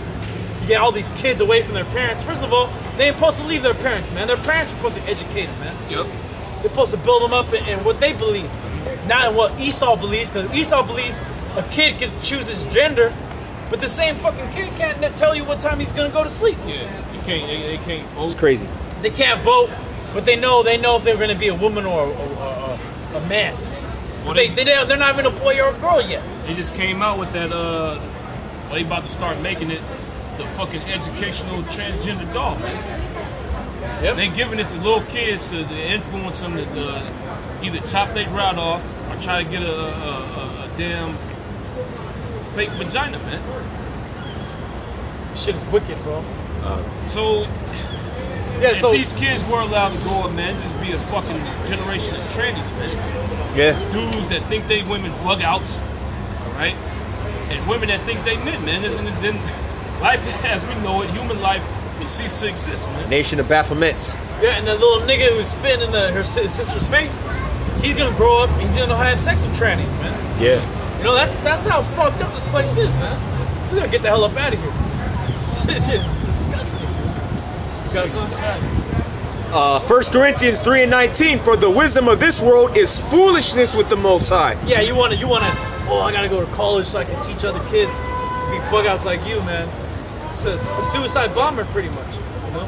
You're gonna bug yourself out because you're gonna realize that you have to conform to the ethics and the principles set forth by the school district, man. And then what? What if you don't agree with that? What if you don't agree with the teaching that homosexuality is okay? What's gonna happen? You're gonna teach against it. Then you're gonna get fired. Then you're gonna be on the hook for all them damn loans. Yeah, and you know what? Everything's coming out. If you're in the teaching, education shit, I mean teaching kids, you're a man, you're teaching kindergartners and shit, you're a sicko, man. All these guys who teach kids, first grade, second grade, they're all pedophiles, man. Yep. They all take pictures of the kids and shit. Yep. They open up their laptop and look at kitty porn. Yep. But those fuckers teach your kids, man. Yep. You know, they're the ones telling your kid what they can and cannot do. That's sick. This place gotta go. Yep. Keep on. For it is written, he taketh the wise in their own craftiness. Yeah, he taketh the wise in his own craftiness. That's how the Most High get that, all right? You devils have all this. You think, oh yeah, we're gonna destroy the family. We're gonna destroy everybody because now they got Bill Nye, right? All of a sudden he's back. Where did this guy go, right? He's not a scientist. He's an actor. They have him doing a new thing about, and it's called Bill Nye Saves the World. And this guy is explaining how gender and chromosomes, they don't mean nothing, man. Gender, chromosomes, it ain't for sure. But where's that scientifically, man? None of that is scientific, man. Pulling out his ass, man. It's bullshit. It's he's pulling it out of his ass that the elites put up, jammed up in there for him, man. The elites jammed all that shit up his ass and he's just spewing it out to you faggots that want to believe in that shit, man. If you believe in that shit, you're a fucking faggot, man. You believe that gender could be, you could decide it, man. You can't. Gender is a physical thing that Yahweh Shem Yahushua decides. Yeah, the Most High made you have female body parts so that you now are a woman. That's your gender now. Okay, now you have to do things that a woman does, which is bear children, cook and clean, and serve the man. Right. All right. Oh, you're born of a penis. Now you grow up and you become a man. Why? Because as a man now you have to take care of the household. You gotta go out and work. Okay. You gotta be the head of the household. You gotta put order on your family. Man. But now I guess the kids, they're putting the orders out there. Yeah, They can the kids, decide. everything's backwards in this place, man. The kids are in the power seat. They get to do whatever they want to do. The parents are basically servants to the children. Yeah, and then above them, above the husband is the wife, man. Yeah. Oh yeah, I have to do whatever she says.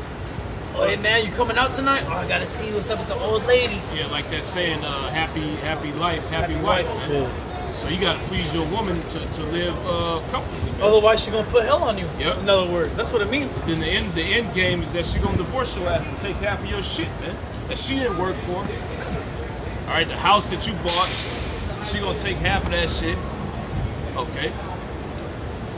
That's another reason you shouldn't be getting married to these damn hoes, man. Yeah, and if you do get married, good for you, man. That's good that she's gonna take everything. You fucking cuck.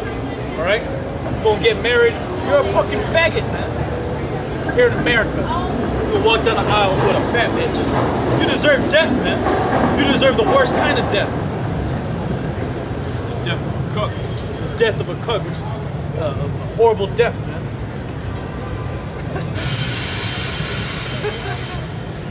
Cuck's death. Yeah, cucks die the cuck's death. The death of the uncircumcised. Isaiah 60:10. And the sons of strangers shall build up thy walls, and their king shall minister unto thee. For in my wrath I smote thee, but in my favor have I had mercy on thee. Yeah, in his favor hath he had mercy upon us, man. And he has showed us mercy. That's the reason why we in this truth, we in this knowledge, man. He's like we was just going into, we could be caught up in any of these devices that's in this world, man. You actually got niggas right now as we speak meditating upon becoming a tranny, man. Whether it be a woman or a male, okay? They actually meditating upon changing their sex, man. Becoming a damn weirdo, all right? You got niggas who go to prison to what? To try to get that sex change. That free operation. They pay for it since you ward of the state. The state has to pay for it, man. Yeah, just so you can be freaking off in jail. And that's you got to be really depraved if you want to commit a crime and go to prison just to get that shit did, man. Well, so you want to do something so you can go to jail, so you can change this thing. Well, some niggas they get out and they want to go back, so they go and do shit to get back there, man. They miss their training bunk bed, bunk buddy. Verse 11. Therefore thy gate shall be open continually. Therefore thy gate shall be open continually. All right, and that's a heavy statement. Okay, when you think about it, that to have your gates open continually, day or night, that means that you making a bold statement, man. Nobody can take me down. Okay, and that's how we gonna be in the kingdom, man. Ain't nobody gonna be able to take us down. So we ain't even really gonna have need for people to stand at the gates and check people, ask them about what their business is coming into the city, man. Cause ain't nobody gonna be able to take us down. First of all, we gonna have the spiritual power, and the scriptures tell you that we shall possess the kingdom forever and ever, man. Our kingdom is gonna be everlasting. All right. So we don't need people checking people at the gate.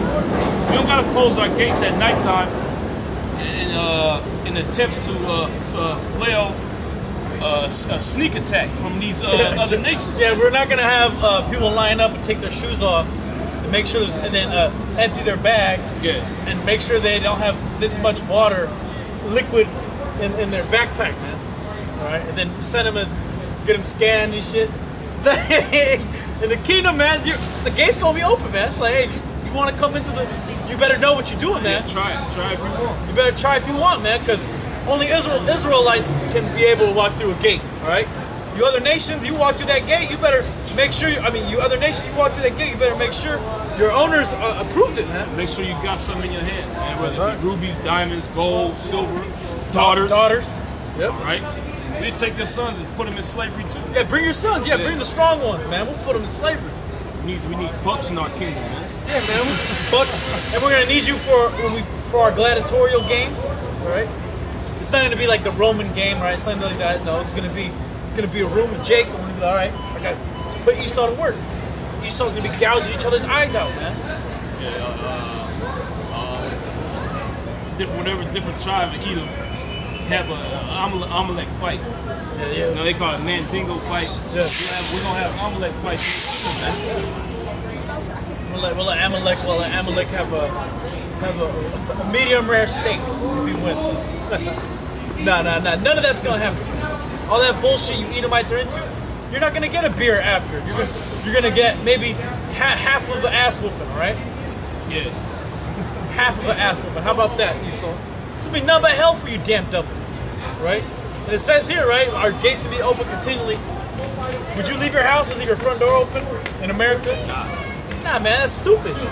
You're gonna get robbed. But in the kingdom of heaven, that's how it's gonna be. Like, who would even think of doing such a thing, man? You go up against the Israel, your masters? You gotta be a bug out, man. Yeah. And literally you do. Because we're gonna have that spiritual power. You literally have to be a bug out to actually try to formulate in your mind that you're gonna take down the nation of Israel. Yep. It's gonna be impossible. Go on. Therefore that gate shall be open continually, they shall not be shut day nor night. They shall not be shut day nor night. So when it turns nighttime, we ain't gonna shut our gates, man. Ain't gonna be no Edomites and no heathen trying to sneak in, send spies in there to spy out the city and try to stage a sneak attack, man. Keep going. Therefore that gate shall be open continually, they shall not be shut day nor night. That men may bring unto thee the forces of the Gentiles. That men may bring unto thee the forces of the Gentiles. The forces is talking about your riches, man. It's all the gold that you have, the silver, different gems, rubies, and sapphires, and onyx stones. Okay? The emeralds that you got, turquoise. You're going to bring all that unto us and make offering to us, man. We're going to be the most decked out nation in the history of the planet, man. Jake's literally gonna be shining in the kingdom, man. We're gonna have kilotons of gold on us, man. Right? We're gonna have a kiloton of gold on our head, man. Number the finest stones, the rarest stones. We're gonna have actual moon rocks, man, like stuff from other planets. Different type of glow, different type of spirit on it, man. Therefore that gate shall be open continually. They shall not be shut day nor night. That men may bring unto thee the forces of the Gentiles. Talking about their riches, keep going. Yep, it says here, or wealth of the Gentiles. Yep. And that their kings may be brought. And that their kings may be brought. Okay, why? So we can make slaves out of you, man. Keep going. Yeah, because through the Spirit, it's going to be revealed to us which one of you Edomites is which. You're going to be a hot commodity, man. You be a Rothschild. We're going to trade for that devil. We're going to put nothing but hell on you. Yep. And a lot of it's going to come down to, all right, what kind of situation you going to put this guy in, you know? Right? What you going to do to him? What you going to do to him, man? Like, oh, I got a perfect place. I got Leviathan, lives right here. He's going to be his next door neighbor, Leviathan's neighbor. He's going to get put nothing but hell on Esau every day. All right, verse 12. For the nation and kingdom that will not serve thee shall perish. The nation and kingdom that will not serve thee shall perish. So if you don't want to serve the nation of Israel, you don't want to bow down to the so-called blacks, Hispanics, and Native Americans, you're going to die, man. Ain't going to be no plea, no I'm sorry. No, we just going to put you to death, man. We're going to exterminate your whole nation. All right? Keep going. But all you nations, you're going to serve the Yahweh and Yahushua and his people in the kingdom. All right? There ain't gonna be no need to implement this in the kingdom. You're gonna bow down and take it, man.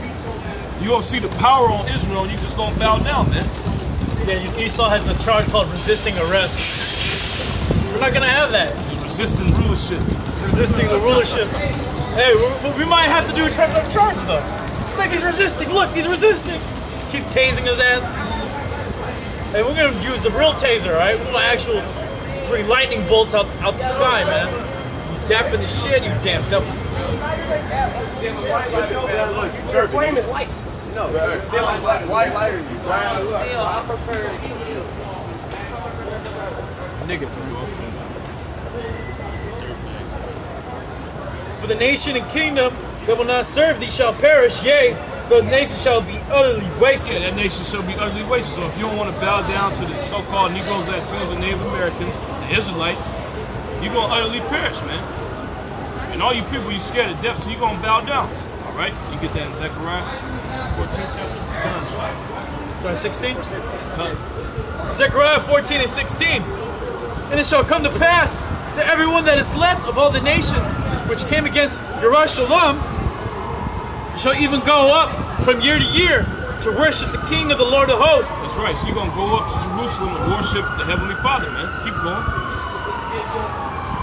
Shall even go up from year to year to worship the King of the Lord of hosts, and to keep the Feast of Tabernacles. Yep. And it shall be that whoso will not come up of all the families of the earth into Jerusalem. So if you want to get proud and be like, I ain't worshiping the God of the Israelites, man. I ain't about to keep the Feast of Tabernacles. Forget that. I got my own holiday, man. I'm gonna keep this holiday. All right. I ain't following after Israel. Who the hell is these people, man? They just came out of captivity. Now I'm supposed to serve them. Keep going. It says,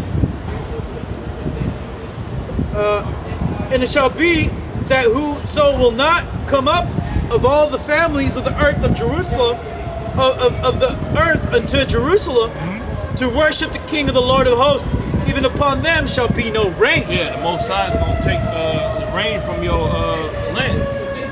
It's going to be a drought, all right? If there's no rain, you can't grow crops, you can't drink, you're going to die, man. Keep going. And if the family of Egypt go not up, and come not, to have no rain, there shall be the plague wherewith the Lord will smite the heathen that come up to keep the Feast of the Tabernacles. That's right, the Most High is going to send a drought on your land if you don't want to worship the Israelites and keep the high holy days of Yahweh B'Shem Yahushua, man. So you ain't going to have no choice but to serve the Israelites and follow after the ways of the Heavenly Father, man. If not, you're going to die, okay?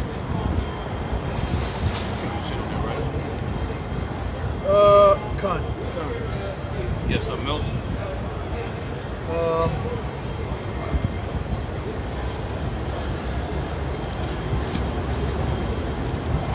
So yeah, say 13 real quick.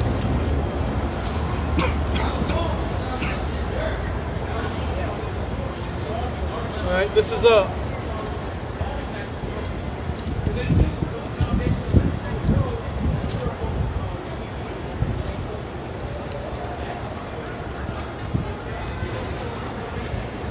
this is Isaiah 13:3. 13:3. I have commanded my sanctified ones. I have also called my mighty ones for mine anger. The mighty ones is talking about the angels, all right? The angels gonna come down here and jack you people up too, man. You ain't just gotta worry about wild ass Negroes, Latinos, and Native Americans. The angels gonna get on you damn people, man. Keep going. I have commanded my sanctified ones. I have also called my mighty ones for mine anger. Keep going. Even them that rejoice in my highness. The noise of a multitude in the mountains, like as of a great people. A tumultuous noise of the kingdoms of nations gathered together. Yep.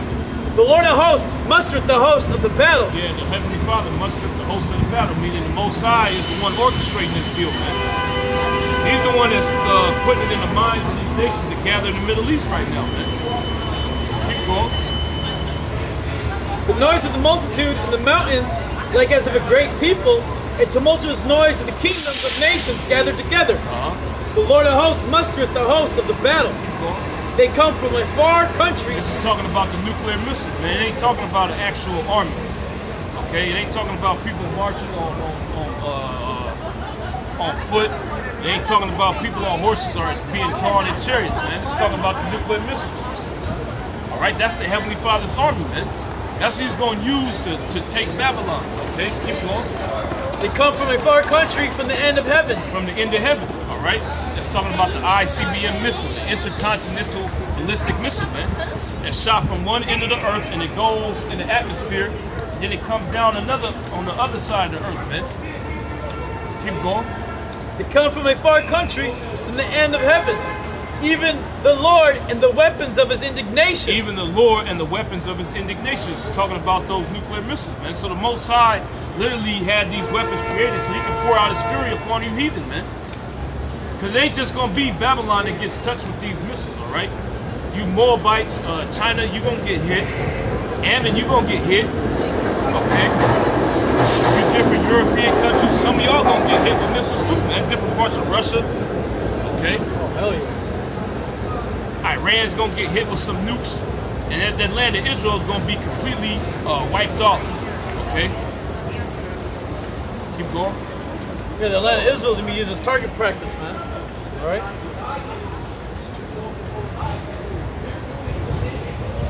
They come from a far country, from the end of heaven, even the Lord and the weapons of his indignation. Yeah, even the Most High and the weapons of his indignation, all right? Those nuclear missiles, man. That's what's coming to this place. Keep going. Even the Lord and the weapons of his indignation to destroy the whole land. Howl ye, for the day of the Lord is at hand. It shall come as a destruction from the Almighty. Yeah, so these people, you're supposed to be howling, man. You're supposed to hear these words, like it tells you in Isaiah the 34th chapter. You're supposed to tremble at these words, man. The Most High is threatening this place, okay? He's threatening this place with nuclear destruction, all other types of plagues and calamities, man. Massive earthquakes, pestilence, diseases is coming to this place. And the Most High is telling you he's going to do it, man. But these people, they don't take heed to the Most High's threats, man. They think the Most High is playing games, right? So when your ass catches super Ebola bug, all right? Don't bug out, man. Just deal with it, all right? When you catch that super E. coli that can't be cured by conventional antibiotics, just deal with it, man.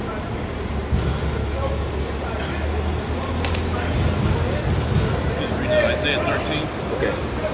What verse?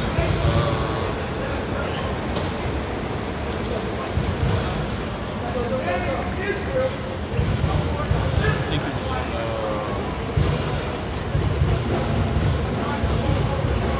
6. Isaiah 13 and 6. Howl ye, for the day of the Lord is at hand. Yeah, howl ye, for the day of the Lord, Yahweh Shemel Shai is at hand, man. Keep going.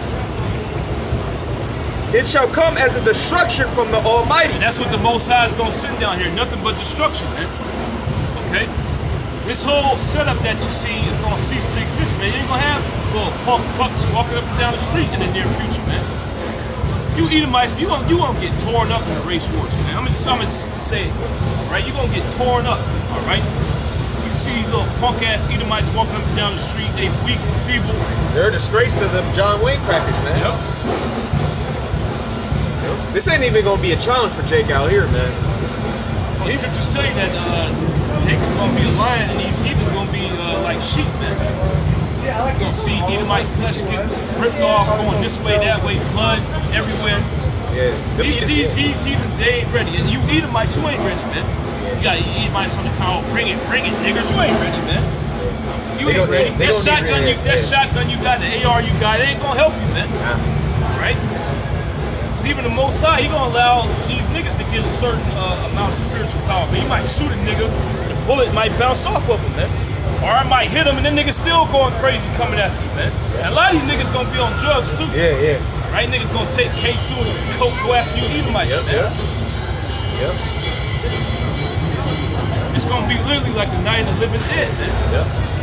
You gotta shoot the damn zombie in the head to kill it. You shoot it anywhere else, just get back up and keep coming at you, man. Micah 5 and 7.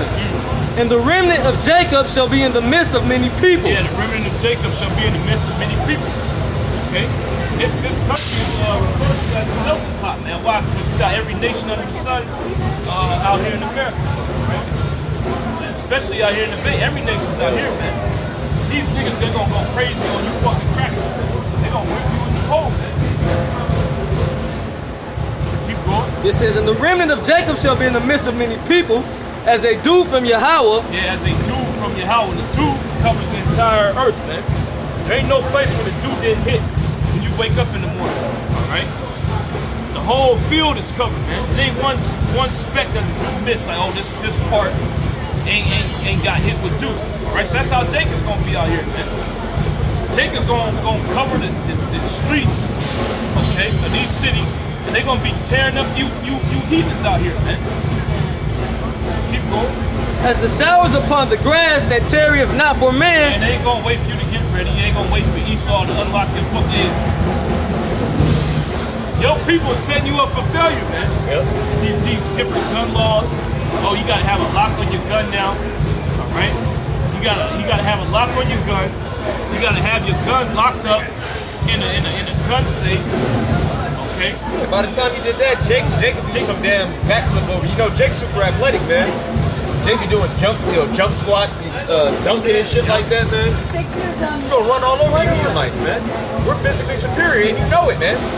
But see, what Esau says is, well, look, that's because we bred you like way, you guys eat all of this and all this other BS. No, it's because we're just built better. We're better than you. Yeah, Jake got the worst diet, man. Worse. Oh, man. Eating fucking Hostess cupcakes. Yeah, this nigga with those backflips over, man. Yeah. Yeah. Yep, it says that tarrieth not for man, nor wedded for the sons of men. Yep. And the remnant of Jacob shall be among the Gentiles in the midst of many people. In the midst of many people, keep going. As a lion among the beasts of the forest. As a lion among the beasts of the forest. All right, so you set a lion out in the forest, he gonna rip everything up, man. King of the jungle. Yep. The deer going down. Okay, the rabbits is going down. The bear is going down. All right. It don't take too much time either. You know, it really doesn't. And because these race riots ain't gonna be a year or 2 year thing, man. Like a civil war, you know, like how you have these wars, they go on for 3 to 5 years. It's gonna be quick, man. And after that, this is gonna come. Yep.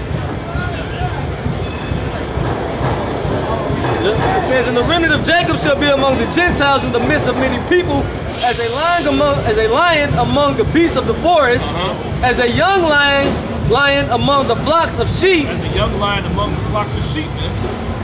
Now I remember it was a video that came out. I believe it was out there in like South Africa or something. There was a lion that got into the sheep's pen, man. All of them was dead. Every sheep was dead. There was wool everywhere. Blood was everywhere. You stay right there. So that's what's gonna happen to these nations out here, man. They're gonna get ripped up, right? None of them are gonna survive, right? It says, who if he go through, both treadeth down and teareth in pieces, and none can deliver. Ain't nobody gonna be able to deliver you out of the hand of Jake, man. The guns ain't gonna deliver you. All right, that's really all Esau trusting his guns And money. and money. Or the money ain't gonna be worth nothing. That he ain't even gonna be able to pay a nigga off, man. Right. No, you look, give you don't know, I know you blacks you like money. You know, when you trying to offer your daughter up, Jake gonna kill you and still take your daughter, man. Yeah, well, that's what we're in right now. Esau's pretty much offered up his daughters, as the last line of defense, man. Dan Aykroyd did that, man. Yeah, He presented his daughter to us. he actually did. Famous Don Aykroyd from Blues Brothers, man. He presented his daughter. That was the first thing he did, man. Yep, he shook our hand. This is my daughter. You know, Yeah, commended us for what we were doing. You know. spare me. This is my daughter. Yeah. Verse 9 says, thy hand shall be lifted up upon thy adversaries, and all thy enemies shall be cut off. Oh, okay, I got you. 19. Yep. Sorry, read it again. Yeah, verse 9 says, thy hand shall be lifted up upon thy adversaries, My hand shall be lifted up above thy adversaries, man. Keep going. and all thine enemies shall be cut off. All thy enemies shall be cut off. So it ain't gonna be like how it is today. Jake get into some type of funk with Esau overcome him. The Most High is gonna take those curses off of us, man. And he's gonna be our help in that day, right? The Most High is gonna put it on the spirit of Jake to go after you heathens out here, man. And it's completely do a number on you, right?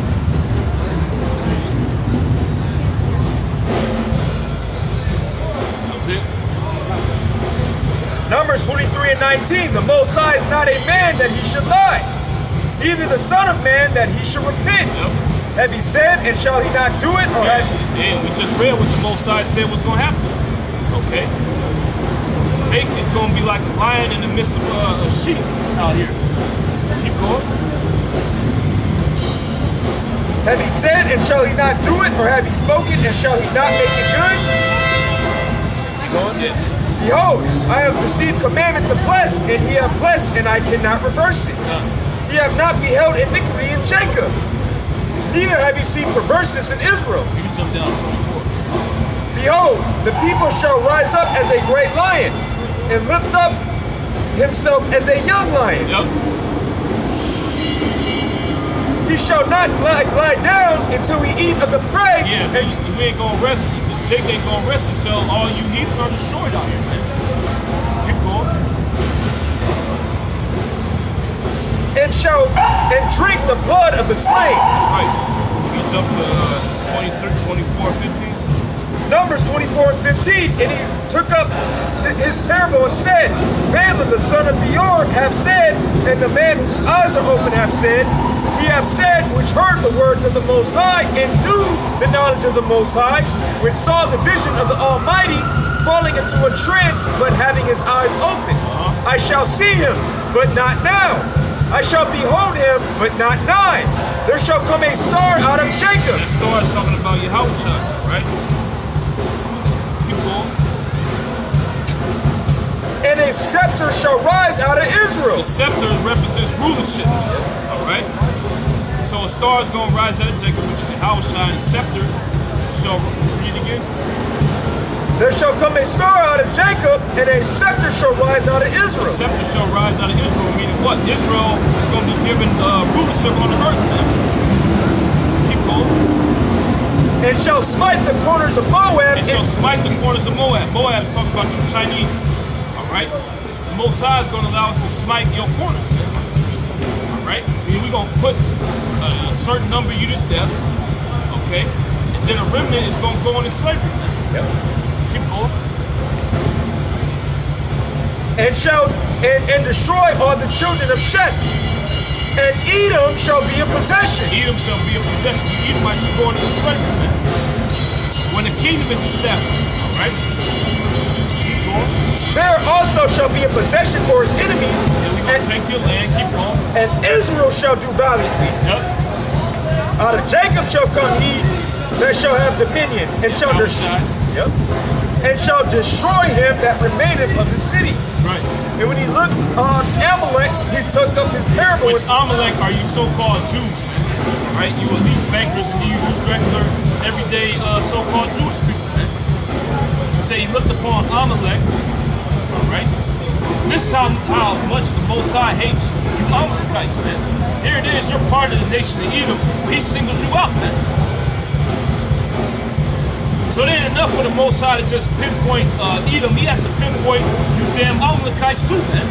You the chief devil. You are more of the devil than a regular Edomite is, man.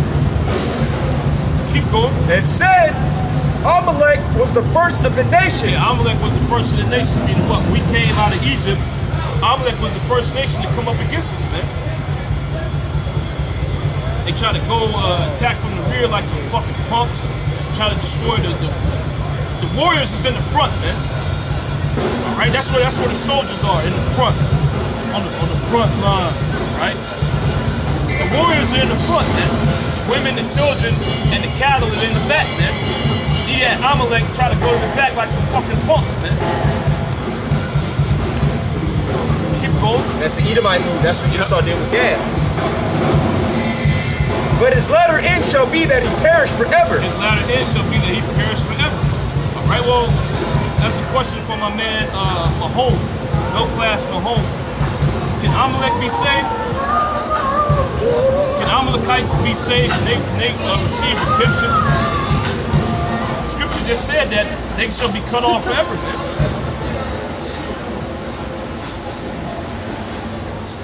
That's it? That was it. Yeah.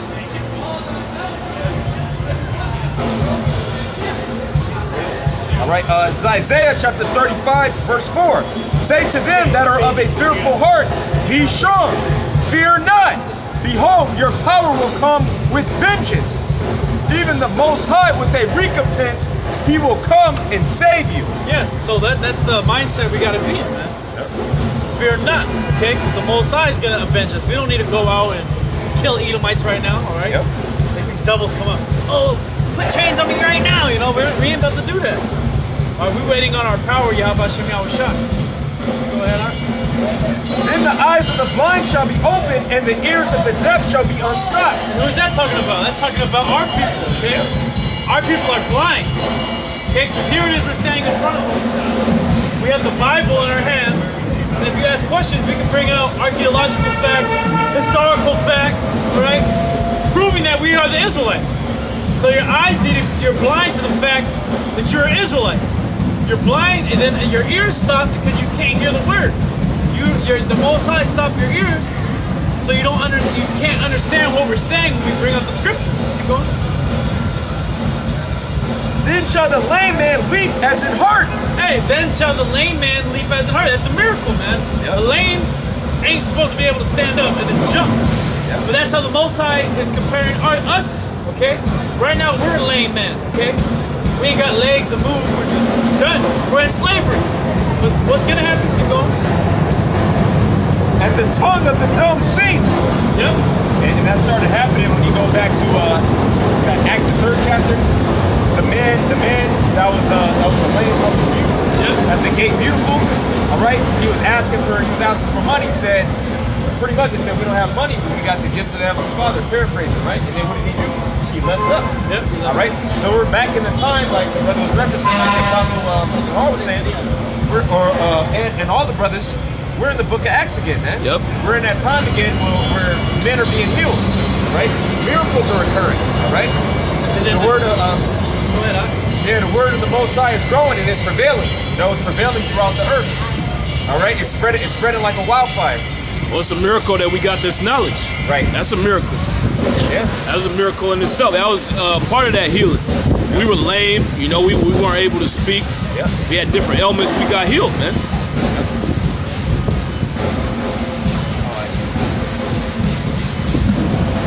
Because our people were sickly. Okay, that's why it calls Yahweh Shai the physician. Okay, because he's gonna come back, he's gonna cure us of all this hell we've been through, right? He's gonna clean us. Okay? Just like how he washed the feet of his disciples, and then Peter said, "Wash me whole." Right? That's what the word is doing to us. It's washing us head to toe. Okay? Bidding us to the marriage, which is the kingdom. I got a precept. Wisdom of Solomon 10 and 20. Therefore the righteous spoil the ungodly. Yeah, therefore the righteous spoil the ungodly. Keep going. And praise thy holy name. Right, and that hasn't happened yet. But we know that's talking about when the Most High raises us up with the spiritual power. Right, because we're going to spoil the ungodly. We're going to go in and take all the riches that was stolen from our forefathers. Yeah, because when you read in Wisdom of Solomon, the 10th chapter, it's talking about ancient Egypt. All right, because it says what? We spoiled the Egyptians, and then this is new Egypt. There's no new thing under the sun, so it's going to happen again. All right? Yeah, because we did spoil the Egyptians, right? And we left and then that's why Pharaoh wanted to chase after us. Okay? But the Most High swallowed them up. Keep going. Yep. Therefore the righteous spoiled the ungodly, and praise thy holy name, O Yahweh. And magnify with one accord thine hand that fought for them. For wisdom opened the mouth of the dumb and made the tongues of them that cannot speak eloquent. Yep, and that's exactly what's happening right now, right? It says with stammering lips and another tongue. Yep. Okay, that's how we're in right now. The Most High, oh look at these guys, we're not formally educated. They're saying that about Paul. Okay? Peter and John. Yep. Okay?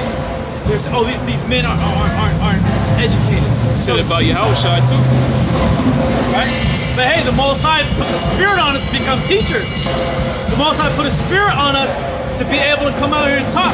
Yeah, some brothers may not be the best, the most eloquent, but it says here the Most High gave us that tongue to be such. Yep. Right?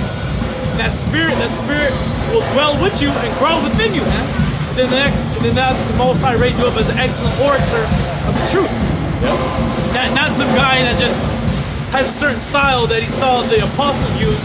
Now he's doing it, and now he's just trying to get followers, man. Like my man Alazazel, right? That's you, okay? Oh yeah, the Most High didn't put that spirit on you, man. Satan did, okay? Satan made you think that you're a good speaker. Keep going. Yep. Hey, because you had, what was this guy? It starts with a T. Tetralonus or something like that. He was going against Paul. They said that he was an orator. He was a good orator. I forget his exact name. Lord, well, I'll look for it. This is Acts 4 and 13. Now, when they saw the boldness of Peter and John and perceived that they were unlearned and ignorant men. Unlearned and ignorant men, because first they're like, damn, who are these guys? These guys think they know everything. Look how bold they are. Why? Because they were confident in what they were saying is true, which made them stand in great boldness. And they said, you know, these guys are unlearned and ignorant men. Like, I never heard of these guys before. They weren't didn't receive a formal education. They wasn't in the schools with the Pharisees and the Sadducees. They weren't like Paul, right? Yep. Paul was what you would call a bougie Israelite, all right? Yep. These men came from a lower, not a lower stock, but from a lower place. Well, they were common. Really, they were just common men. Yeah. You know, because Peter and his brother, they were what? Fishermen. So they wasn't bums or nothing like that, but they were just regular guys. They had their profession, they had their trade.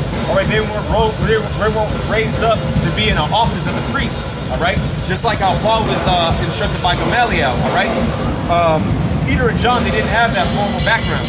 Right. Right, and then you look at all the brothers of the truth. We don't have that formal background, right? Right. We had to go and learn from our elders, the apostles. They had to teach us the scriptures, okay? Yeah, we didn't go to a seminary, all right? Yeah. We didn't get a theological degree. Like Mahone, no class Mahone did. Right, you went to college, you went to Bible school, and then you got all kinds of you went to Bible school, and then you read all these books. You read all these books that Esau wrote, breaking down the scripture, trying to say this ain't canon, that ain't canon. Esau doesn't know the scriptures, right? And you really want to go deep. But Esau, the only thing Esau does know is when he digs it up and proves the scriptures to be correct. Right. Right? He verifies the scriptures carnally because he doesn't believe in the spirit, all right? He has to be forced carnally to believe in it, all right? But then he'll prove a part of the Bible and just say, oh, it's just that part. Right. It's not the whole thing. Right. Devil. Right. Go on. They marveled and they took knowledge of them that they had been with Yahweh Shai. Yeah. But they're like, oh man, they are with the Lord himself. Right? So that shows you where they got their knowledge from. Okay? They got it from the main source. They got it from Yahweh Shai. Right? It shows you that they were the top men to deal with at the time. Okay, they're laboring with Yahweh Shai. They were there at the last at the Pesach with Yahweh Shai. Okay? Yeah, this is Acts, going back about an order, right? This is Acts 24:1. And after 5 days, Ananias the high priest ascended with the elders and with a certain orator named Tertullius, who informed the governor against Paul. Yeah. Yep. He informed the governor against Paul, meaning He was an informant. hey, he's here, let's get him. Yep. You going?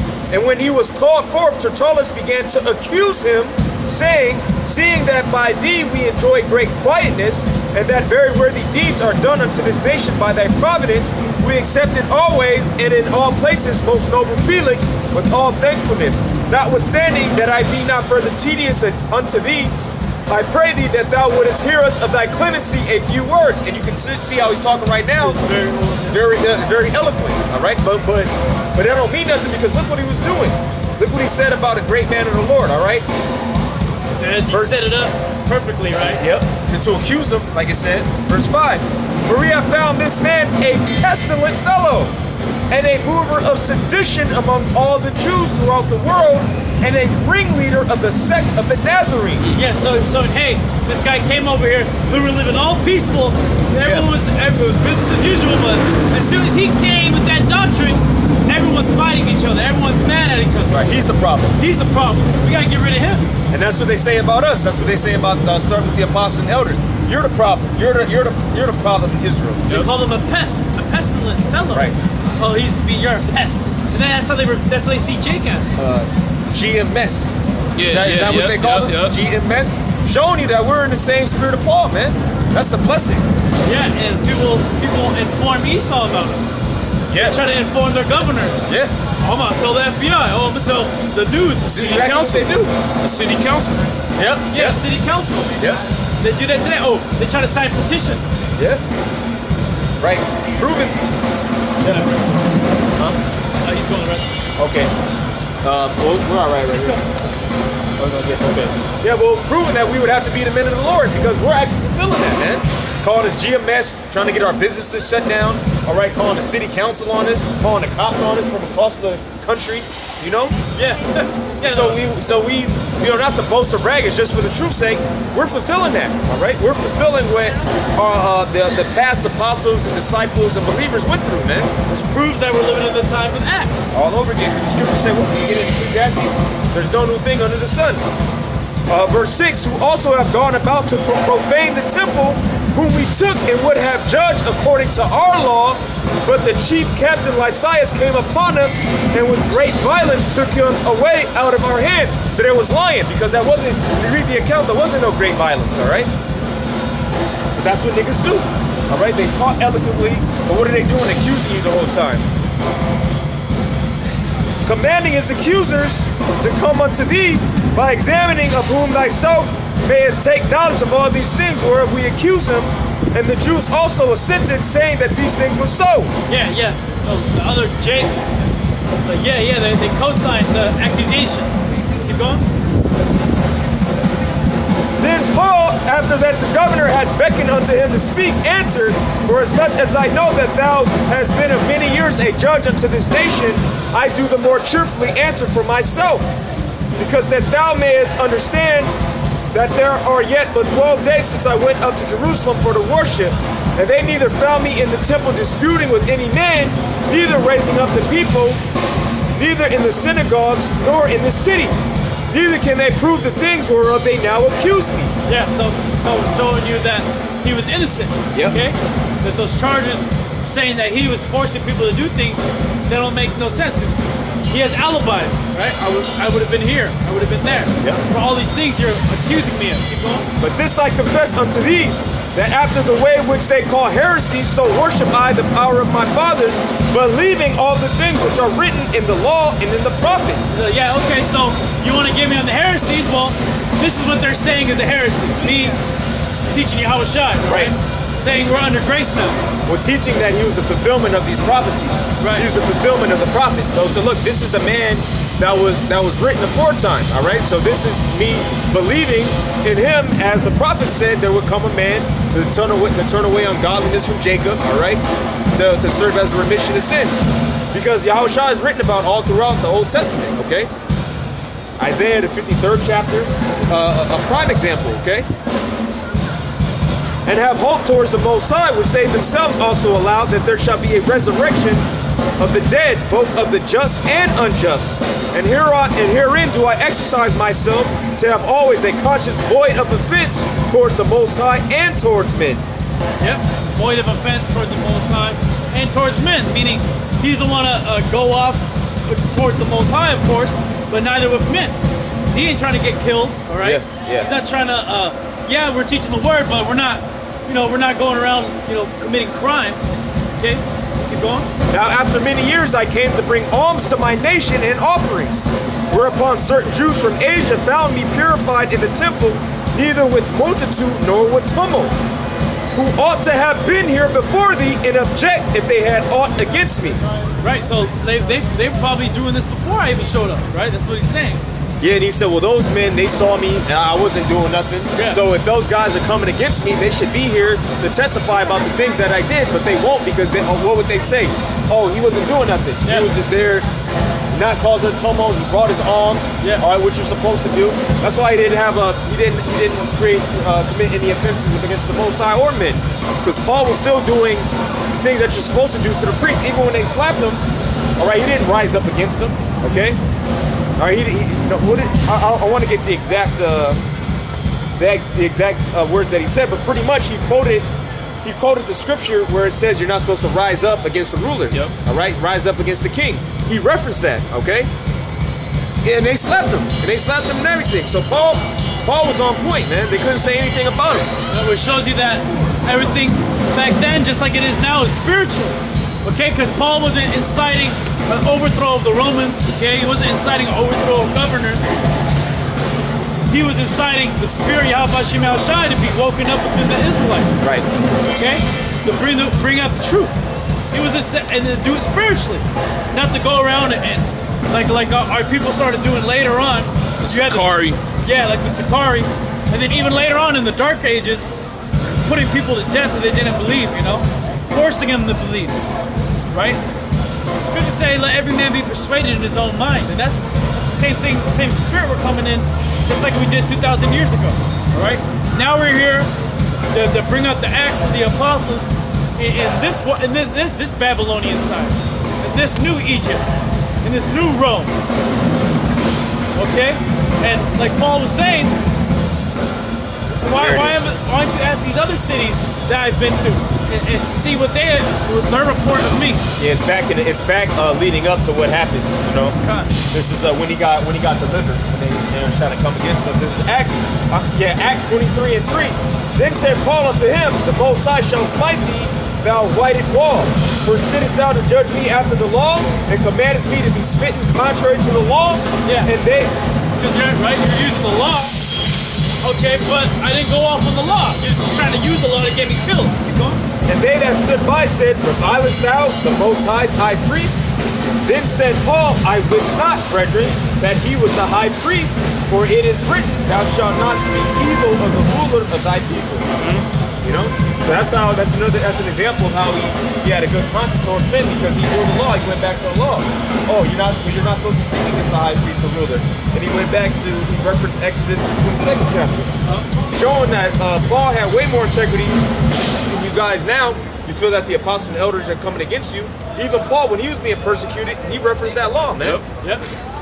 He said the law is talking about speaking evil of. You know, he's telling them they're going out, but he isn't accusing them like, oh, look, the priests are doing this wicked, they're all doing that. You know? They should stand down. Priests got to stand down. Yeah, you priests got to stand down. You're a wicked ass priest. He wasn't going in there raising hell like that. He was just saying, hey, this is the new way, man. Yahweh Shai.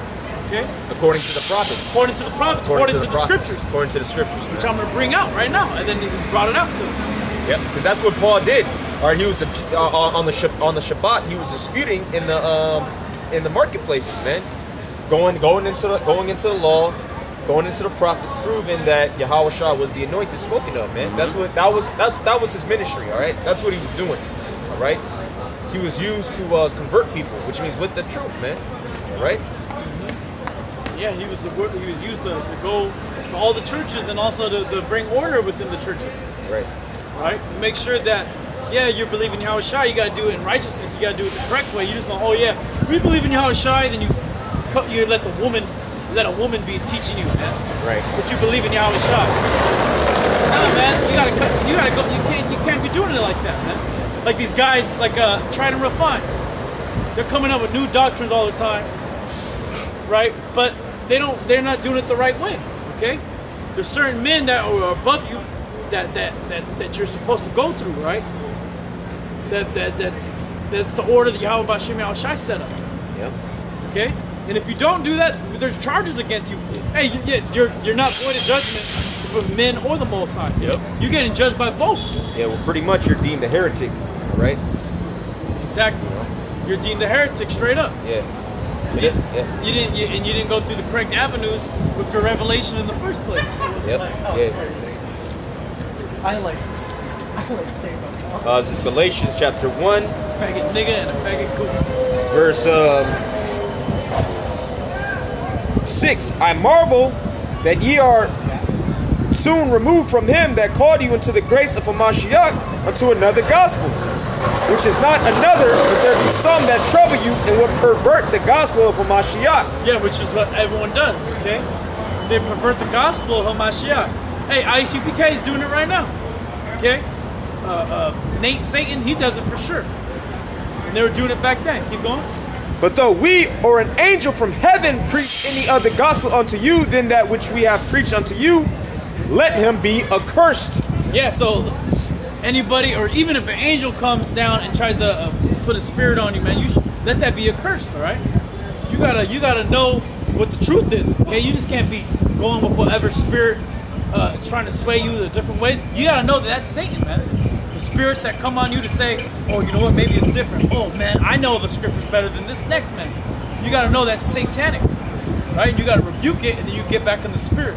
Ephesians 4:14, that we henceforth be no more children, tossed to and fro, and carried about with every wind of doctrine. That's how children are, okay? Children are to and fro, and that's what... Changeable. They're changeable. Impressionable. And that's impressionable. Easily influenced. Yeah. Easily influenced. And then you see how children's minds work. They're here, they're over here, they're everywhere. They can't stay focused. So that's why you as a child, you had all types of different hobbies. Because you were like you're finding what you're really into. Try this out, That's a part of your growing pain. Trial and error. Yeah, but you come into this truth, that's it, man. You're solidified, all right? You're not supposed to be like that no more. Because you're not a child no damn more. All right. Yeah, you start with a foundation, man, and that foundation doesn't move. Exactly. That foundation stays there, okay? And it's deeply rooted, okay? You have something else? Got a preset. It's Ecclesiasticus 5:9. Winnow not with every wind, and go not into every way. Yeah, meddle not with every wind, and go not into every way. So just because the spirit is out there, doing certain things, don't go with that, man. You gotta try the spirits whether they're of the Most High. Like the flat Earth stuff. That was a wind, man. Yeah. You can see that wind. Some guy set up sail and they went with it, man. That's the wind, because the wind comes, you don't know where the hell it came from, and then you don't know where it's going. And then you don't know where it's going, and then it's there for a little bit, and then what happens? It eventually moves, man. It moved your ass right up out of here, man. Yeah, you're not supposed to move with the wind, man. You're supposed to be a rock. All right, the wind comes, but you're solidified. You're solid. So that means what? The wind ain't gonna affect you. You're not gonna get swept up in that tornado. All right, and that's exactly what the wind does, man. That's why it's beautiful that it's compared, that the doctrine is compared to wind, because that's the wind. It's only there temporary, like the flat Earth. No, ain't nobody. But what happens with winds? Then it comes back. Yep. All right, it comes back, and that's what happens. The same doctrines, the wicked doctrine, just like women worship, that was back in the ancient world, is here now, man. Why? Because the scripture says what? There's no new thing under the sun. All right, the wind just keeps circling back. The carnal spirit of Israel getting guns and stuff. Yep. That's the spirit that they had back then. The Sakari spirit. Yep. Hey, you even actually have the Sakari existing here today. Really, the Sakari was an extreme sect of the Zealots. The Zealots, the water. And Judas Iscariot was a Sakari. He was of the Sakari, man. So why would you want to name your group with the most infamous traitor of all time? Was a part of that, man. That's not spiritual. Right? Yeah. Well, that's a testimonial of the type of spirit that you are. You're a carnal nigga, man. Yeah. And through the spirit, you probably was a part of the Sakari back in the ancient time, man. Right. You wasn't following Yahweh and Yahweh shot. Yep. The Judas Iscariot, he didn't follow Yahweh shot to the end. All right. Hey, because Peter, when he was savoring the things of the things of Satan and not the Most High, he got rebuked, man. All right. Judas Iscariot, hey, that evil spirit entered into him, and he just did what he did, and then he killed himself, man. Yeah. And why did he kill himself? Because he was guilty, man. He couldn't bear the guilt. And then a lot of you guys are gonna end up doing that. Yeah. You're gonna end up hanging yourself, killing yourself. Oh, Yaakov for sure is gonna kill himself. Yaakov, man. Most High's gonna bring your spirit back so you get burnt up in the missiles, man. Yeah. You're probably playing Russian roulette right now, man. You see, I understand that's why you guys come against us so hard, because that's your only hope is that we're not the men of the Lord, because you know you've read the scriptures, so you know, like, oh shit, man, these are actually the men of the Lord, and God is actually with them. I'm fucked up, man. So your only hope is that, all right, we're liars, we're false prophets, so then you're justified in your actions. But we are the men of the Lord, and you're not justified in your actions, all right? All right? The Lord stuck Satan on you, all right, to fulfill his will ultimately. And now you're at the end of your ball game, man. Game's over. All right? We're in the top of the ninth, man. You're out of there. Okay? So winnow not, Sirach 5:9, winnow not with every wind, and go not into every way, for so doth the sinner that hath a double tongue. Yeah, so have a sinner that have a double tongue. But that's Sakari all in one right there, man. Okay, because he has a double tongue. He's all good to you one moment, the next video he's talking shit. Okay? Yeah. Oh, he's all, oh, I love you, brother. The next moment he's talking shit again. They're trying to put up some information. But you know what? You can do what you do, because really, we're just going to keep doing our job, all right? This is our profession. This is our vocation, okay? So you guys do what you do, and the whole spirit that the Spirit's had us bring out today is we don't have to do anything but what we've been doing, preach. And the Lord is going to manifest everything else, you know? Because you see, right, if you're doing something and then you see results, that means you're doing something correctly, right? We have results. You see right there, man. Yeah, the word is growing. You can see there's more brothers coming to camp, there's more brothers listening, right? What about GMS is going to be destroyed, man? What about all that? Oh, look, it ain't about GMS, man. It's about the elect. Yeah. It's about Yahweh Shai's chosen, getting woken up, getting in the correct spirit, and not going of all these different winds that Satan's pushing out, and staying in the good foundation, man. I got something. And the foundation is Yahweh Shai, ultimately, but It's the doctrine, man, that we got from our elders. The apostles. The apostles. And the scriptures say that. Building upon the foundation laid by the apostles. The scriptures say that, man. This is Acts 19 and 20. So mightily grew the word of the Most High and prevailed. Yeah, so mightily grew the word of the Most High and it prevailed. And that's what's happening right now. And that's what happened back then. Because they didn't have to go around killing people to push Yahushai. The spirit of Yahushai was miraculously getting pushed out there because Israel was waking up, man. Because it was a time for Israel to wake up, to understand that, hey, I'm an Israelite. Speaking of the Israelite foreigners, okay, that were scattered throughout all of the known world at the time. And, hey, we're Israelites, we got to come back. And that's when they started that BS Christianity, okay? And then dark ages came, and then the Most High really took us down. But where are we? We're back there again. But this time Yahushai's coming back. And he's gonna establish the kingdom, right? Like back then, our disciples, the apostles, the disciples asked, "Is it now you're gonna establish? You're gonna bring it out? Is it now you're gonna establish the kingdom?" Right? They wanted the kingdom already. This is Acts 1 and 6. When they were therefore come together, they asked of him, saying, Lord, will thou at this time restore again the kingdom to Israel? And you gotta understand the spirit at the time, man. Israel was already looking for an ensign since way back in the time of Isaiah. So when this happened, they just saw Yahushai get crucified, and now all of a sudden he's with them. I mean, all of a sudden he's in the flesh with them, man. So they're like, oh man, this gotta be it. The kingdom gotta be it. Oh, we ready to go. They were just thinking about ruling over the heathens, all the things we want to do. Yeah, because they saw that the word of the Most High prevailed, because who's the word of the Most High? Yahushai. You know, so they saw that he prevailed because he did what? He conquered death. Because he was resurrected. He was raised back up. So they're like, okay, well look, you won, so this is it. Yep. They saw that the word of the Most High prevailed. Because what does prevail mean? It means to win. All right, to conquer. That's what the Most High is all about, man. The Most High is all about is having an amazing, beautiful story of the underdog. That's right. Conquering, man. Well, that makes for a good story. You don't want to see the dude that's win all the time. You know, he's winning the whole movie, and then he wins again at the end. That's a boring movie, man. No suspense. You want to see the underdog, the dude that has to fight tooth and nail to overcome and win at the end, man. You know, if he don't win, you kind of feel sad at the end, man. Like, damn, he went through all that and he lost, man.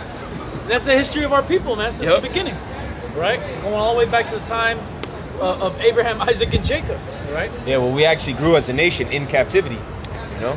Yeah, and then we grew, and then even Esau, the Egyptians, they saw us growing even stronger than them. They put even more hell on us, super hell on us, but we still prevailed. That's what's happening now.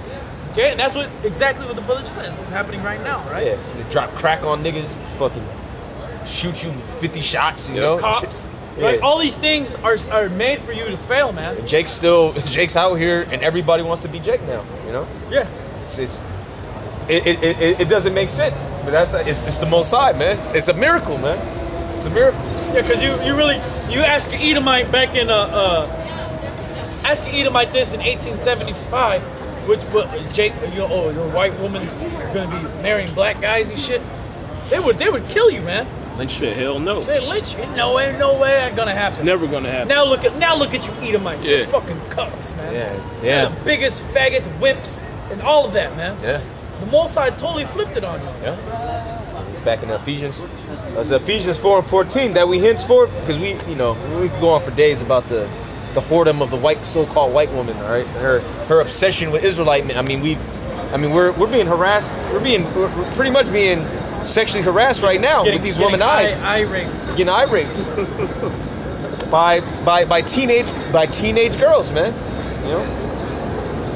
Sick. Yeah, sick society. Sick society. Yeah, fuck you, Esau. All right. This is Ephesians 4 and 14.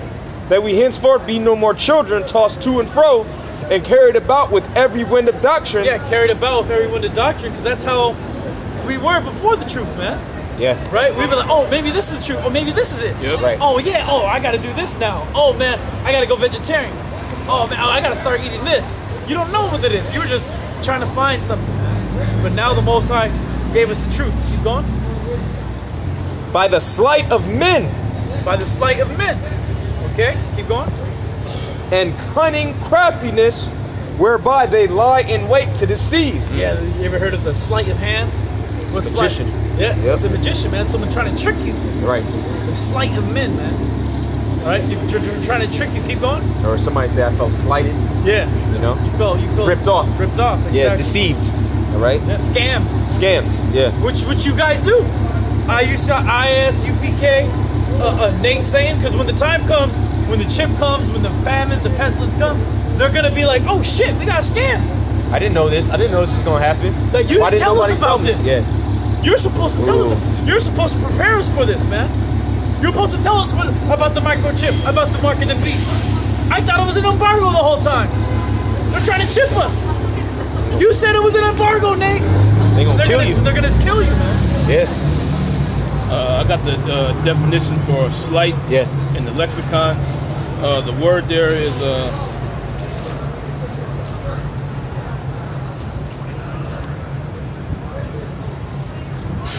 so the word there is kubaya. It's G2940, and it means dice playing. Metaphorically, the deception of men, because dice players sometimes cheated and defrauded their fellow players. And that happens to these niggas even when they play dice in the hood. Niggas be cheating, man. Loaded dice, you know, so you always win. Yep. You know? Yep. You always losing, man. But yeah, that trickery, that frauding, that deception, man. Oh, look, hey, look, this is the right way to go, man. And then when all hell breaks loose, you just caught out there. Yep.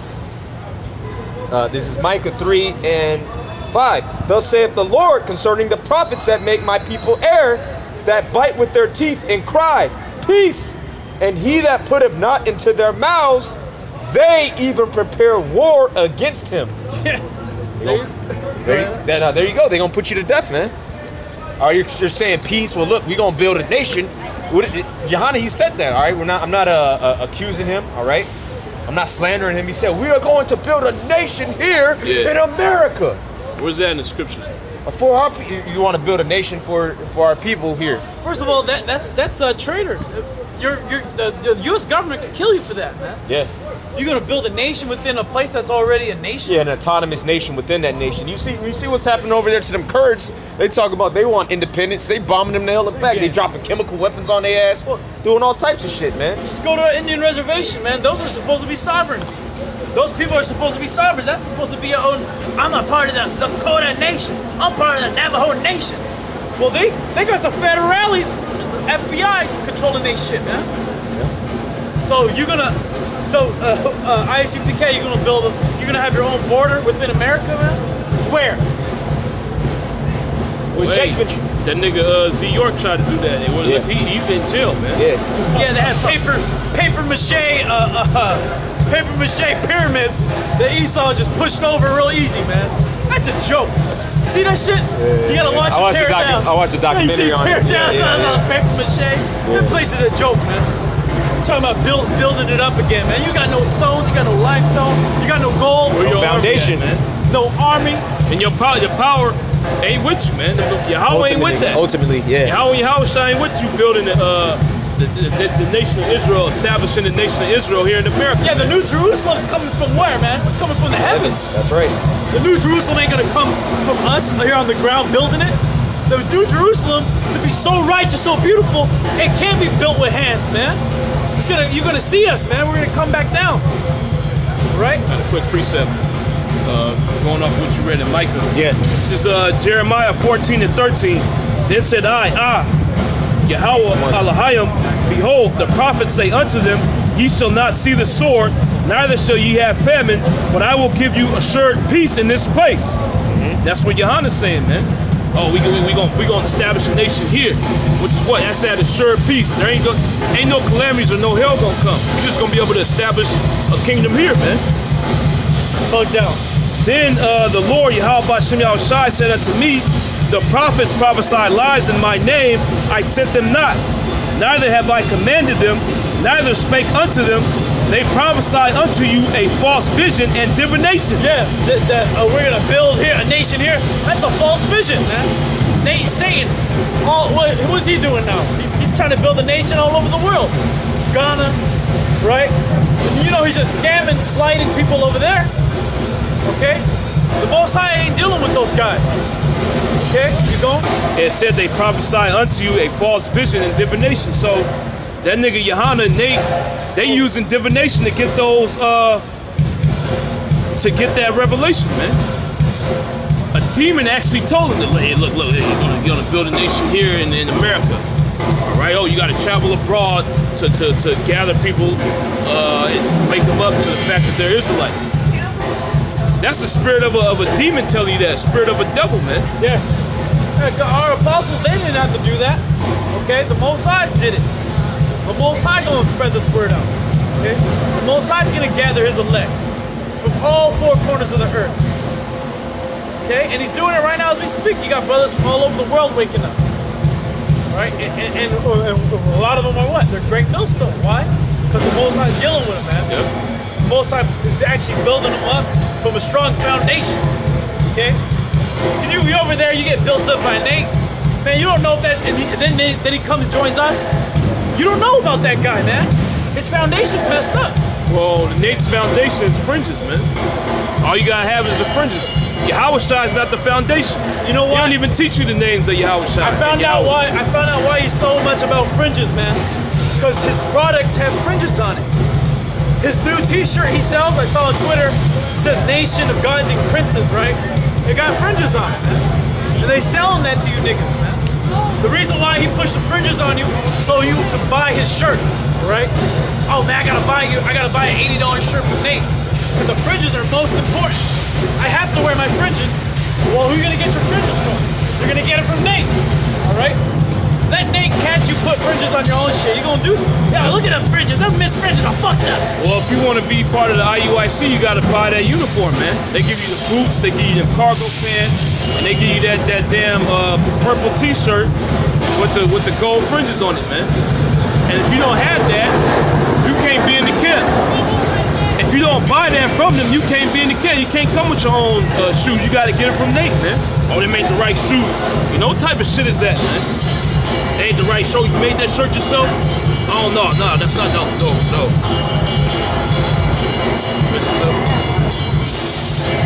Jeremiah 14 and 14. Then said the Lord Yahweh Shai said unto me, the prophets prophesied lies in my name. I sent them not, neither have I commanded them, neither spake unto them.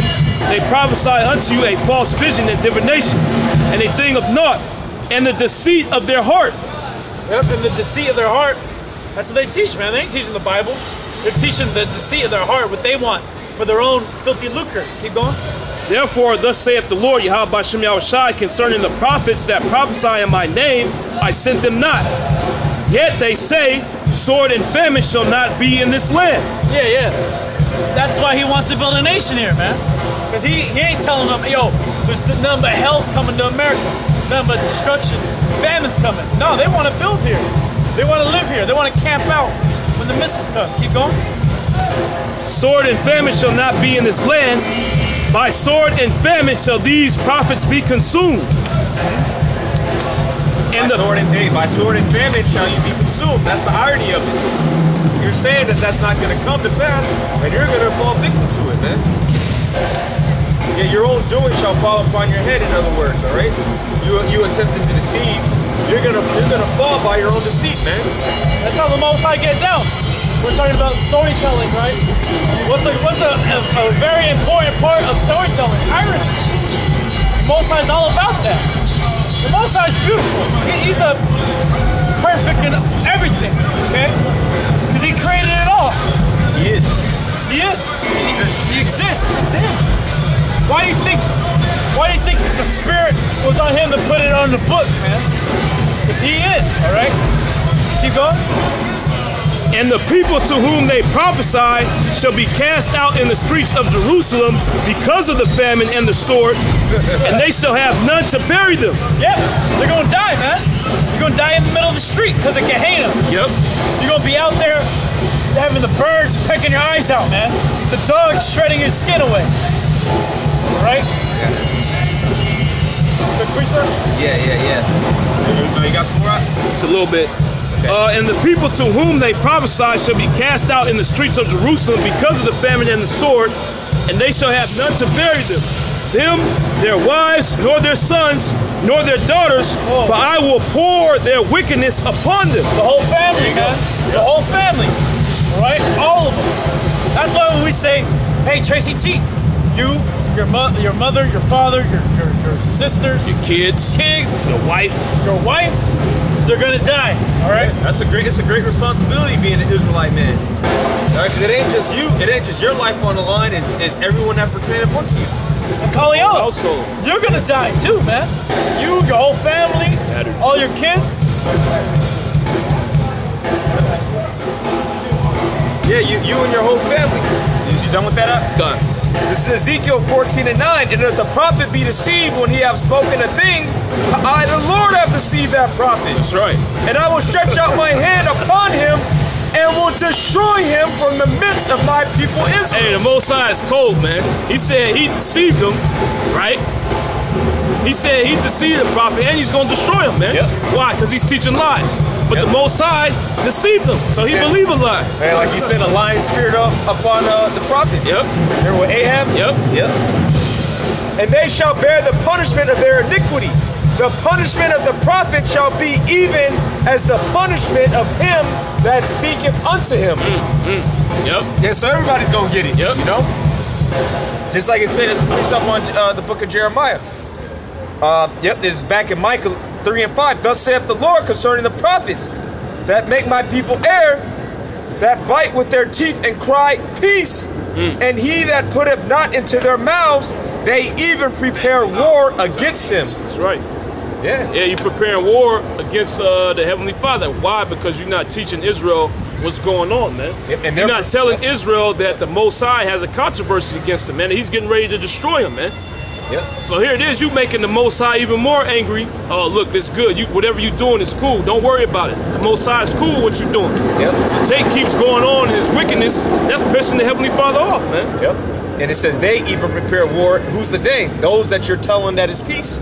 Because when the deal goes down, like we were talking, they're gonna say, what the fuck? And then they're gonna be angry and they're gonna do what? They're gonna come for your head. Yep. And I got a precept on that. This is the book of Zechariah, chapter 13, verse 4. And it shall come to pass in that day that the prophet shall be ashamed every one of his vision when he have prophesied. Neither shall they wear a rough garment to deceive. Yeah. You ain't gonna. Nate, you're not gonna humble yourself in that day. People are like, oh look, he's made a mistake. Nah, man, they're gonna still want to kill you. You're not gonna be able to deceive them, man. Oh look, I didn't mean to, God. I had the best intentions. Yeah. Nah, they're gonna see right through it, man. Yeah. The spirit, the Most High, gonna put the spirit on them and go and kill you. Yeah, like your boy, Obadiah, Prophet Obadiah. Yeah. He said after the October thing, he's like, I'm sorry, I made a mistake. You can't do that, man. Nope. You ain't gonna be able to do that. When all hell breaks loose, you ain't gonna be able to tell Jake, I'm sorry, look, I was deceived, I went off, all men fall short, yada, blah, blah. Nah, Jake gonna be like, nigga, my kids die because of listening to your ass, man.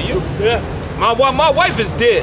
Somebody ate her ass because I was listening to you, man. Yep. Now we gonna put you to death. Yep. Yeah, not gonna be able to wear a rough garment, meaning what? The prophets are associated with that, not with glorious garments, all right? A rough garment. Just like John the Baptist, man. He wasn't dressed in the glorious apparel, all right? Because you guys like to quote the book of Isaiah. You don't even know what that's talking about, man. It's talking about putting on his truth, man. It's not talking literally you got the fanciest garment, you got the studs, got the headband, you just... Which proves that to be the correct spirit. Was Yahweh Shai doing that when he was here? Yahweh Shai wasn't doing that, and that he was the King of Kings, okay? He even have a crown on his head. They actually put a crown of thorns on him. To mock him. Yeah. To mock him. So why should you be dressed up like you the king, man? We actually had the king on this earth, and he wasn't doing that. So who made you the Most High? Yep. Neither shall they wear a rough garment to deceive, but he shall say, I am no prophet. I am an husbandman, for man taught me to keep cattle from my youth. You're gonna try to get out of it? Yeah. I'm a detective. A liar, man. Yep. Hey, man, I'm not even a prophet. I'm just a guy. I'm just another Israelite. Hey, look, man. Look, I wasn't even no prophet. Really, man. I just sell shit. Yeah. I tended to my garden. You know, I'm just a regular dude, man. You know? Yeah, you're gonna try to get out of it. Meanwhile, you've been professing yourself to be this great orator, this great prophet, this great leader of people, man. But because you see that your vision is gonna fail, because it's of the deceit of your own heart, you're following your own spirit, then you're gonna try to backtrack. But this is what's gonna happen. Verse 6, and one shall say unto him, what are these wounds in thine hands? Then he shall answer, those which I was wounded, those with which I was wounded in the house of my friends. Yeah, meaning the people that you were with, that were looking up to you, they're gonna turn on you. All right, just like I said in Micah the 3rd chapter. Because why? Because the people that pertain unto you, they're gonna get jacked up like you. So then they're gonna go to the source. They're gonna look at, you know, like in the movie, right? Like, who did it? Yeah. And then at one moment they fixate on that one person. You. And then what? They come after his ass. They take care of him. All right. 2 Peter 2:1. But there were false prophets also among the people, even as there shall be false teachers among you. Yeah, and we've had false teachers among us, like the guys in Detroit, man. Actually was out with them, went to the brother's house, and those bug outs was there, man. They were false prophets the whole time, bringing out heresies, all right, bringing it out unbeknownst to the rest of the congregation. And now they got Kazak's simple ass with him, man. They got another bug out that was with the Detroit brothers. Now he's following after their dissimulation. And you could tell he had that church weak nigga spirit on him, man. And that spirit overtook him. But there are false prophets also among the people, even as there shall be false teachers among you. Yeah, go ahead. Who privily shall bring in damnable heresy. There you go. Who privately shall bring in damnable heresy. The tribe of Dan. All right, Esau's not going to be exterminated. And this was in their heart of hearts for a long time. And now that they were removed from Great Millstone, now they had the opportunity to bring out whatever. Why? Because they don't have no structure, no rule, no order. Yep. You know? Because that's scary, man. You need order, man. You need restraint. Okay? Everything needs order. Yep. Why do you think we have a government? Why do you think the so-called white man rules over the world? That's order. Okay? It's just we're under the order of the so-called white man. Right. But it's still order. Which is disorder. Disorder. Hey, order at chaos. Right. Which is still order. Even though it's chaos, it's still order. Right. And that's how the so-called white man operates. Right. But we operate order within perfect order. Right? That's shocking. You see, that shows you how demonic this place is. You can't even bring out the obvious fact that this is the so-called white man's world. That's controversial. Hey, how you doing? It's just another day in the white man's world. What do you mean by that? Hey, people are shocked by that. Hey, man. Jay-Z's new album, he made a song about the white man's world. Yep. I'm in the white man's world, man. Yep. I'm a black man in the white man's world. Yep. So, even that guy, and he bent over, I don't know how many times, but that guy's juiced in with the elite. But he still knows. Well, of course he knows. He works directly with him, man. Right. So, don't let a nigga tell you it's not, man. Some bug out spick. Nah, man, it's out of line. We still have it. Nah, man, we have it. You don't have it. All right? Yeah, well, we have the promise of the world to come, and we have the down payment of it, which is this truth. All right? Yeah, we're investing in it. Who privily shall bring in damnable heresies, even denying the Lord that brought them. Denying the Lord that bought them, and bring upon themselves swift destruction. Yeah, because when you deny the foundation that he set up on earth, because who did he set up as the rock? He set up Peter. Yep. Right, so you have apostles, you have men on the earth that he set up. So you denying them, that's you denying Yahweh Shah who bought you. Real quick, get Luke 10 and 16. Because that's what guys fail to realize. If you reject men, you're rejecting Yahweh Shai, man. It ain't like, okay, I reject these men, but I still believe. No, man, you're not a true believer if you don't follow the order that he set up on the earth, man. Now, we can't prove to you that well, look, these are for sure the men, like, bring them, like, show you, like bring out some vision for you. Like, see, look, hey, the apostle Tahar, yeah, he's that man back then. We can't do that. You have to believe it in faith, all right? And that's what you guys don't have. You don't have faith that the Lord actually deals with men, even though he explicitly states it. He explicitly stated that he gave the keys to Peter. Did he not? I mean, what are we missing, man? There's men on the earth that he set up, man. Go ahead. Luke 10 and 16. Luke 10 and 16. He that heareth you, heareth me. Right. And he that despiseth you, despiseth me. Yep.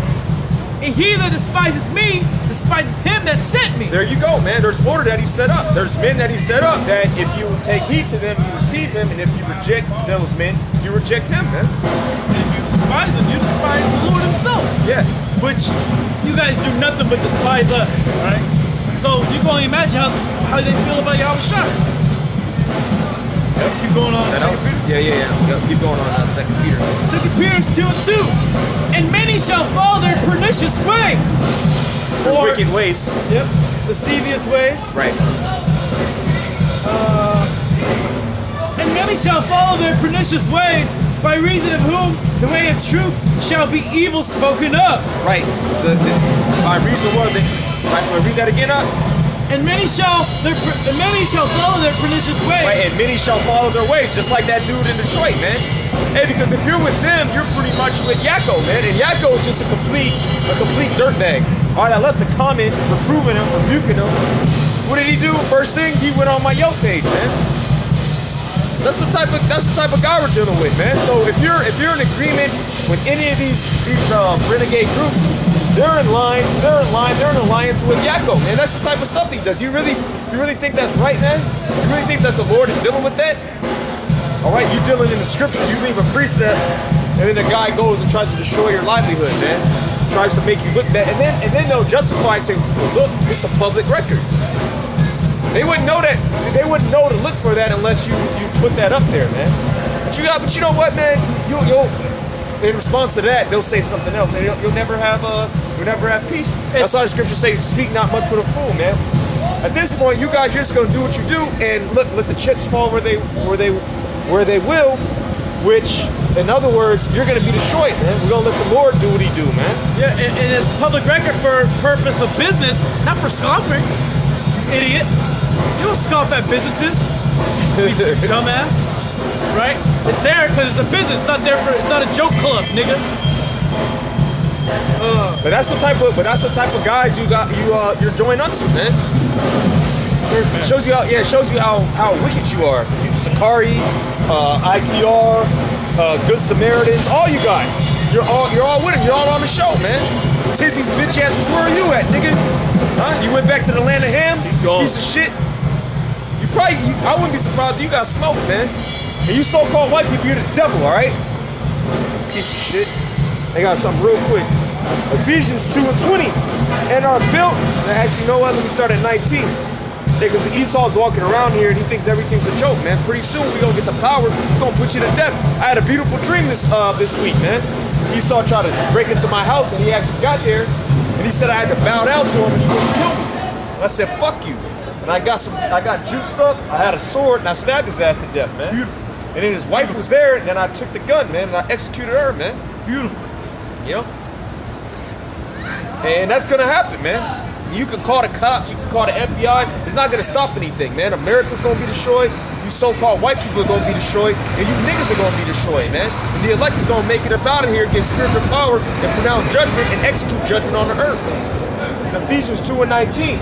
Now therefore you are no more strangers and foreigners, but fellow citizens with the saints and of the household of the Most High, and are built upon the foundation of the apostles and prophets, Hamashiach Yahushua himself being the chief cornerstone. That's the foundation, man. And you started the foundation with the cornerstone, which is Yahushua. Yahushua gave the rest of the foundation to the apostles who built it, man. Can't get around it. You can't get around it. And the apostles exist today, and they're known as the apostles of Great Millstone.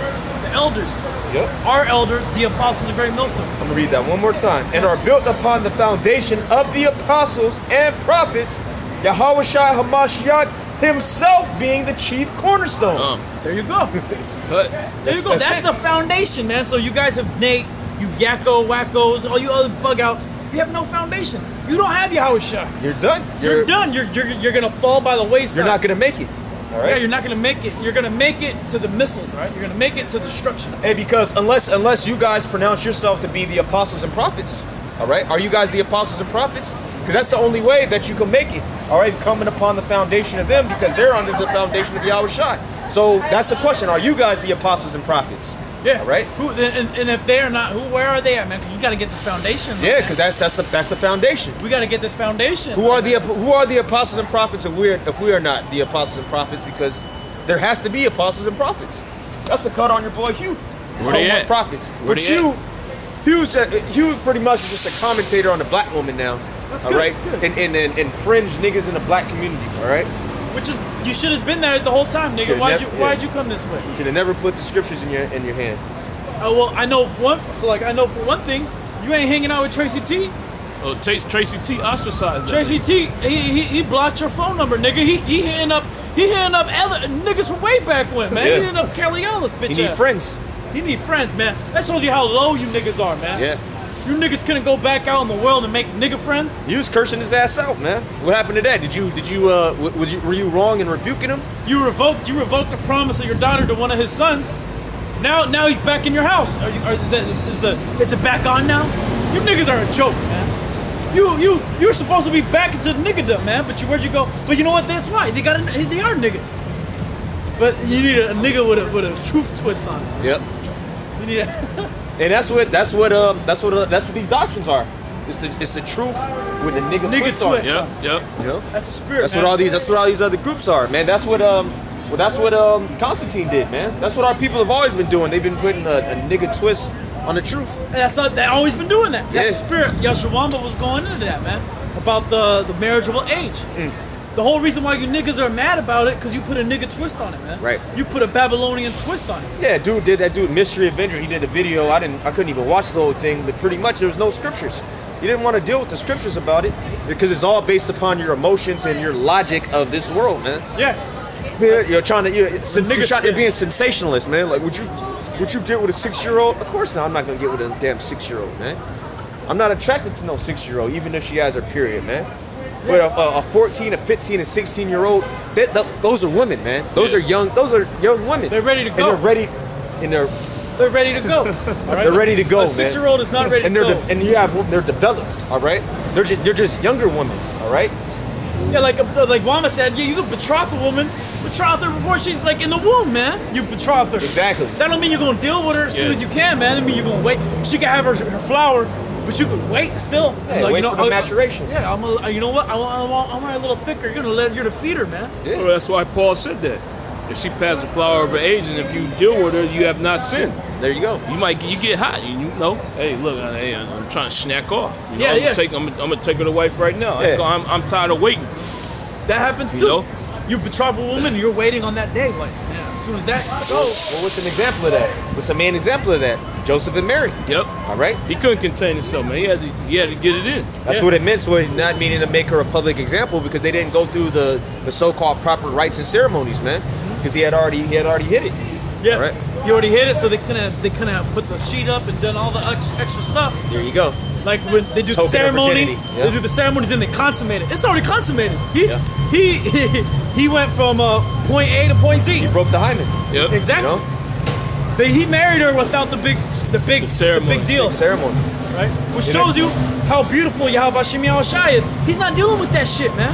He's not dealing with the big extravagant events, right? That's why the Passover was small. It was just the men, the disciples, right? The main ones. It's about business. Business, man. When Yahweh Shai came, when Joseph and Mary made Yahweh Shai, they didn't make it big. Oh, we're gonna have the Lord. Boom, they had it like that, man. And they got it like the brother said perfectly. Strictly business, man. Oh, you guys want to wrap it up real quick? Yeah, let me finish this up. In whom, I'm going to read it one more time. Ephesians 2:20, and are built upon the foundation of the apostles and prophets, Yahweh Shah HaMashiach himself being the chief cornerstone. Is that man pleasing? No, it's the foundation, man. It's order. It's order. It's how you gotta be. Keep going. Yeah, because we have the apostles, a couple of the apostles out, we're kissing their ass, we're acknowledging them as our elders. Being respectful. Yeah, as you should, like spiritual parents, your uncles, man. Like you don't, like even your fleshly uncle or your dad, you treat him differently than not treat a brother. You know? I ain't gonna be like this with my dad. Oh, what's up, nigga? Yeah. What's up, nigga? Yeah, I'm not. There's certain music I'm not gonna play around them. There's certain things I'm not gonna discuss around them because of respect. We're a different age group, different generation. I mean, I could talk about women with my dad, but I'm not gonna talk about women like I do with him. Exactly. You know? I mean, but you fuck you niggas anyways, man, because you know you're just demons, you know? Yeah. And this ain't for you niggas anyways, man. This is just for to build up brothers, all right? To encourage you that you're doing the right thing. We're not trying to convert you bug out niggas. You're done, man. You're just conscious and seared with a hot iron. We waiting for you niggas to die, man. Yeah. Right? Well, because you're cursed. We read it in Galatians, the 1st chapter. Let him be accursed. So yeah, you can't put curses on God. You curse yourself when you went from the doctrine. Yep. All right. In whom all the building fitly framed together groweth unto an holy temple in the Lord, in whom you also are builded together for an habitation of the Most High through the Spirit. Yeah, that's for only the men that have that foundation, man. Yep. Otherwise, you ain't gonna be in that temple, man. You ain't gonna be built with us, okay? The Most High dealing with his elect. His elect had that true foundation, and they get it from other men, the apostles, right? Yep. You finish that off with Peter, though? Go ahead, I'll finish it off. Finish it off, and then we'll head over. 3. God damn. Jake been going for a while. We're almost done, everything. Yeah. 2 Peter's 2 and 3. Ain't even seen that long. Spiritual. Yeah. Yeah, but you know, that's why you niggas can't come out here, man, because you ain't got the spirit. 10 minutes, you be looking around. They're already waiting to go home. Oh man, why am I still here, man? Waiting to get back to your hours it is? Waiting to get back to a bitch. Yeah. Defiled woman. Slut. 2 Peter's 2 and 3. 2 Peter's 2 and 2. And many shall follow their pernicious ways, by reason of whom the way of truth shall be evil spoken of. Right, that's why we bring out the truth, like the brother in London, you know, he posed the question, what was the marital age? They just called him evil. No precepts to back it up. He was speaking the truth, but he was evil spoken of, all right? Go ahead. And through covetousness shall they with vain words make merchandise of you. Right, vain means insincere. All right, through covetousness do they with vain words make merchandise of you. All right, and that's what they do. You're making merchandise. Like you guys talk about, oh look, you got your shirt. Those are fucking business shirts, man. It's completely not in conflict with the truth. All right. Yeah, do we have it on our channel? Yeah. Buy a shirt. Yeah. Here, buy the shirt. Man. Sakari has that on his channel. He got the links to his shirts and shit. So yeah, it's separate, all right? I got the business, I got the shirt. Now, certain brothers ask about it. Certain brothers will put it up in pictures, but I'm not pushing that, all right? Certain brothers that they business, they're not pushing that, all right? In fact, the brother that got his dentist office, but he ain't like, look, brother, you got something with your teeth, brother. You got to come out here. You're strong-arming brothers for money, all right? Why? Because it's not important to us. That's not what we value, all right? Go ahead. And many shall follow their pernicious ways, by reason of whom the way of truth shall be evil spoken of. Go ahead. And through covetousness shall they with vain words make merchandise of you. All right, they covet. What do they covet? Money, all right? Make merchandise. Go ahead. You got to pay for this breakdown. Oh, I got a raffle. And then eventually it leads to what? Selling the shirts. Oh, it's not selling the shirt, but you got to pay for the raffle, do you not? You gotta pay shipping. Raffle is gambling, man. Yeah, it's a dirtbag. Raffle is worse than buying something because you don't know if you're gonna get anything. Right. Yeah, so they ain't get nothing. They can't get nothing to it. Yeah, that's gambling, man. It's stupid. But it's to raise money for the church, right? Why don't you just get a fucking job, man, like the rest of us did? All right, and pay for the camera. All right, pay for a tripod. Put your money where your mouth is. Go ahead. And through covetousness shall they with vain words make merchandise of you, whose judgment now of a long time lingereth not, and their damnation slumbereth not. Yeah, that's right, because strictly judgment is going to come upon you, all right? All right, so with that, we're going to wrap up. We're going to go back over with the bros. All praise, honor, and glory goes to Yahweh, Shem Yahushai. All right, double honors again to our apostles and elders at Great Millstone, and honors to the sincere laborers who are wanting to get the hell up out of here. All right, shalom to the elect and death to America. Death to America.